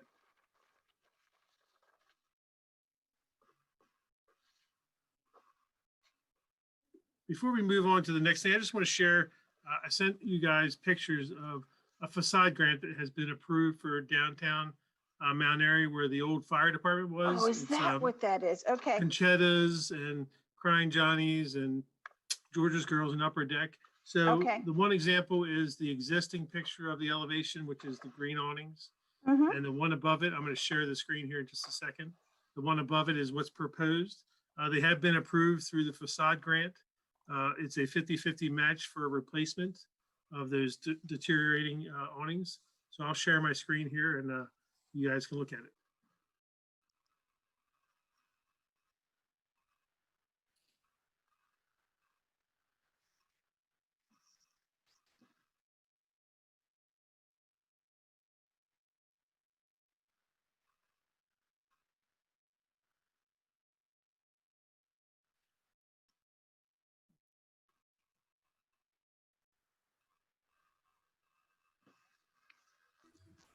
Sorry about that. I'm trying to unmute at the same time and it's moving my screen up. So again, this is sort of what they're proposing. It is a white and black striped awning that they're proposing. Of course, this is just an example of what it will look like. But again, they have been approved. I just wanted to let you guys know about it. So if you saw something changing downtown, and just wanted to get also your feedback, what you guys thought. I've talked to a couple of you so far, and it seems to be positively a positive feedback from you guys. So John, what happened? Good. That used to be on the facade committee. What happened to that? Did that just dissolve? Oh, they may be over the issue. No, we've been still meeting via Zoom. Are you part of that committee, Lindy? Yes. So, Was. so that's peculiar because I know I'll have to ask Melissa. Yes, Melissa. I was on with Melissa. Yeah, I don't know. I'll have to ask about that tomorrow. Okay. No big deal. You have a problem with it? You No. like it? But I'll ask about that because I think we are close to being out of money. I think we tried to do a Zoom meeting and maybe you were unable to attend. Maybe I'll ask her to make sure that you're getting the information. I haven't heard anything about the facade committee in a couple of years. Okay, well, I don't know. I'll have to check in on that with Melissa tomorrow. I apologize. Oh, no worries. Because we did the facade grant for Prospect Road, that redevelopment down there, which I brought in front of planning as well. That was maybe 8 months ago, 9 months ago. Do you remember that one? Where they've redone all the exterior of that building and put up all new stone and siding and all new roofing material. Looks awesome. It looks great. It looks great. So John, I think Melissa looks for new committee members each year that we get it. So Lindy just said she hadn't heard about it for a few years, and that might be because, Melissa appointed new members. Okay, thank you, Pam. I wasn't sure. I know I got pulled in because I was part of the planning department. Madam Chair, Councilman Munder here. Got a question for John. Sure. Go ahead, Carl. Oh my God. Hey, John. Oh, don't show. I don't know. You're looking like. Earlier. So as soon as I start speaking, you're agonizing pain. Okay. A question on the awning colors here. It looks like from the photo, if they're representing or asking for a black and white, it goes along with the exterior colors of the shop. Are they going to redo the colors of the existing, or are they just going to put a black and white zebra across the building? Well, I think, Carl, like you're saying, I haven't seen elevations of all the different awnings, but I think they're supposed to be doing individual awnings for each of the buildings. That would be in a black and white stripe. Okay, and that will the stores. For each of the individual stores. So you have 4 stores. So you have Conchetta's, George's Girls, Okay. Upper Deck, and then Crying Johnny. So each one will have its own separate awning, just as it is here. So I would suspect potentially they might be utilizing the existing aluminum frame that's there would be the most cost-effective replacement method. But what I'm saying is, will that complement the exterior of the building, or would that be too much for that? 4 Oh, no, I think consecutive. it'll look fine. I think it'll be Okay. okay. All right. I'm just asking because it's like. All right. No, I mean, wait and see. I think the intentions is to catch your eye, right? To not just be. Okay. But again, ultimately, I wanted to bring it in front of the planning commission to get their thoughts. I think it looks fine. Yeah. Just asking. Long meeting, Carl. Long meeting. Yeah, come on. Sorry. Can you unshare your screen, John? Yep, I can unshare. Thank you. So on the second page, we just have these future items that will probably be coming up. The Chick-fil-A, probably next time. And Lot 8A at the Twin Arch Business Park. And our next commission meeting date will be October the 26th at 7. Does anybody Again, else? I'll send out a doodle poll to sort of try to pinpoint a couple of nights that we can do. Maybe we can get 2 workshops in between now and then. I don't know how people think about that. It is 2 hours. We might be able to hopefully, whittle we go through the 6 to actual 8, agreement. no farther than 8:30. I mean, we'll decide, but I want to say 6 to 8. Okay. Does anyone else have anything? Great. No. Do I hear an motion to adjourn? I will motion to adjourn. Adjourn. Second. Lindy motions to adjourn. Is there a second? I got you, Lindy. Did you? Leslie seconded. There's a And Leslie second. seconded. Yes. All right. Thank you all for your time. Good night. Good night. All right, everybody. Thanks a lot. Thanks, Scott. You are.